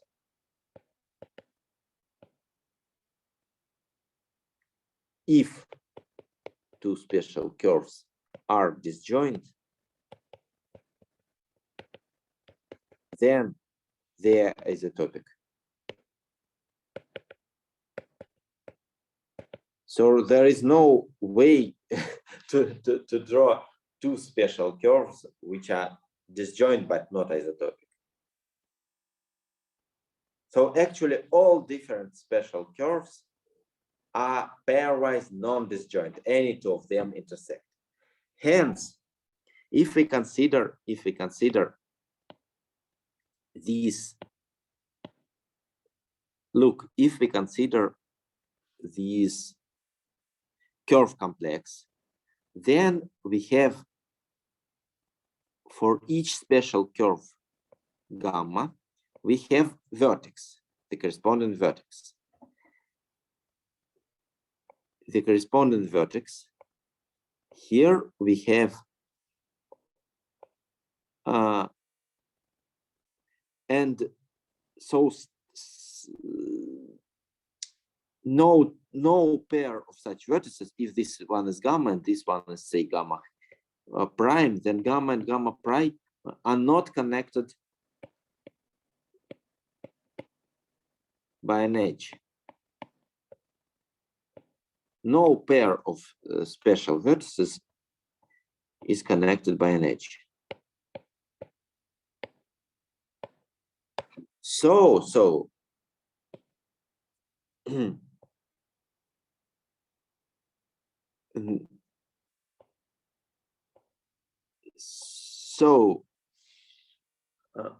this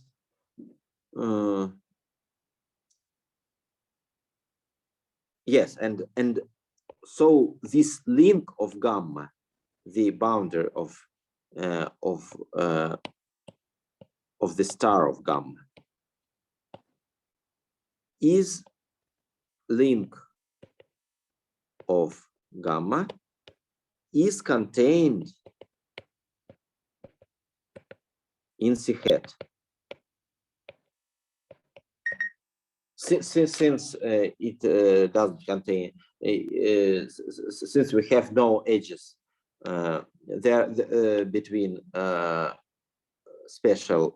between vertices corresponding to special curves, we see that there are no vertices corresponding to special curves on this link. So this link is completely inside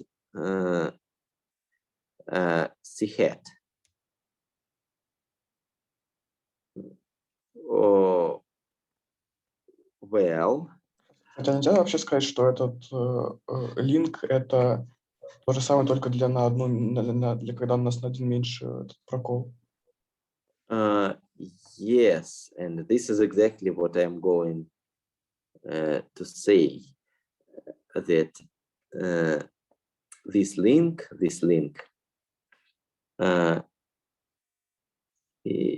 is exactly this link is this link. Well, this link of gamma in the complex C of S is exactly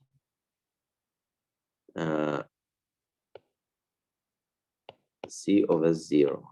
Yes, it is just isomorphic to it. And what we see that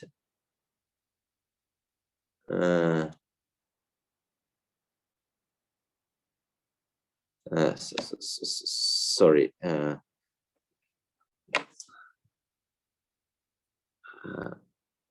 I'm sorry, I lose the,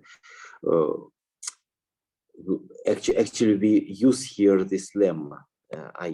I forget, we implicitly use this lemma here, and it is important. It is not so easy and immediate. One moment.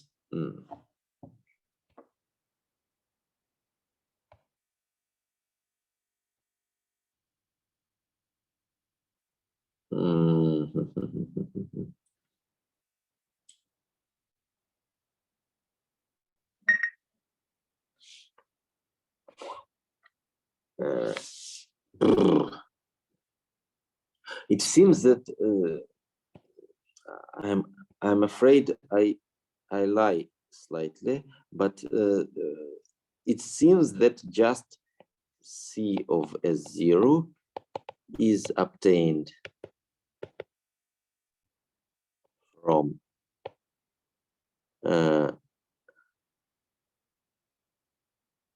well, yes. I'm sorry.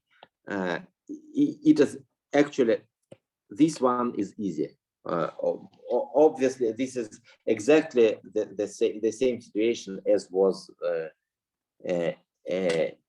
say here. So if we remove this gamma, then we replace two punctures P1 and another one by a single puncture, and of course we get exactly this isomorphism. So this one is easy. And what we see that C of S is obtained from C hat of S by attaching several, actually infinitely many cones over C of S0. And so infinitely many? Yes, there are infinitely many of such curves. Which close only two punctures? Yes. The matter is that there are also these curves. It also encloses two. Okay. We have infinitely many of them. They correspond to all possible arcs between P1 and one of another punctures. And there are infinitely many of such arcs up to isotopy. So it is not so so easy. We have infinitely many of them, but any two of them intersect. So these cones are attached separately. And okay, by induction, we know that here we need the lemma. This one is homotopy equivalent to C over 0, and hence is homotopy equivalent of complex of lower dimension. And now we attach cones. When we attach cones over some complex, then from homotopy point of view, we attach only some cells. Okay, this one is homotopy equivalent to two wedge of spheres of dimension 2g minus 4 minus n, and we obtain, and so cone over this. When we attach it up to homotopy,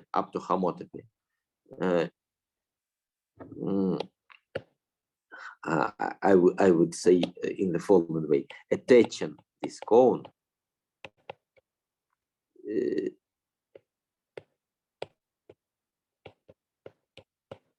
is, from homotopy point of view, equivalent.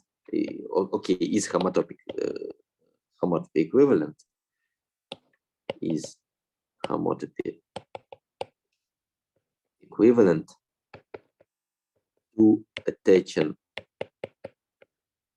cells, again infinitely many cells, but of dimensions less than or equal to 2g minus 3 minus n. Cone has one dimension greater than this curve complex. Okay, so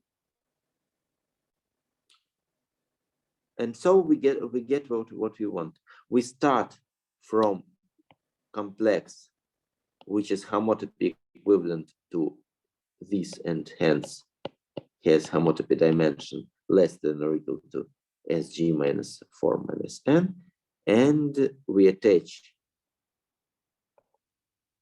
cells of dimension less than or equal to this, and hence we arrive to complex of dimension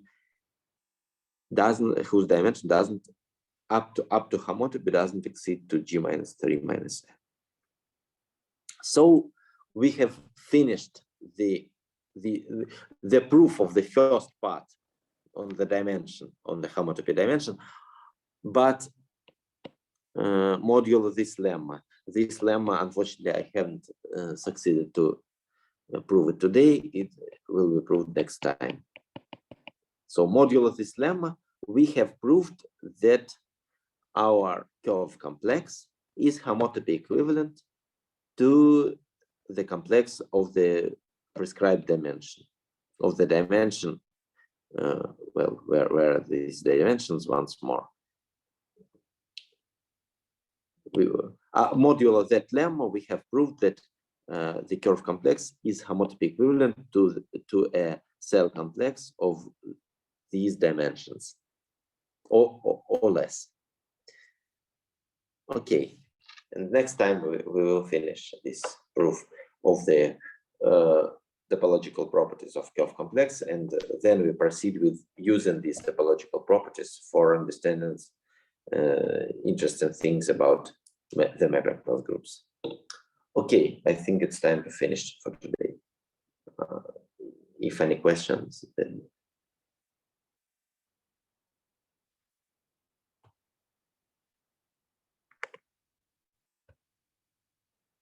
Okay, then goodbye. Thank you for attention. Спасибо. Спасибо. Спасибо. Спасибо.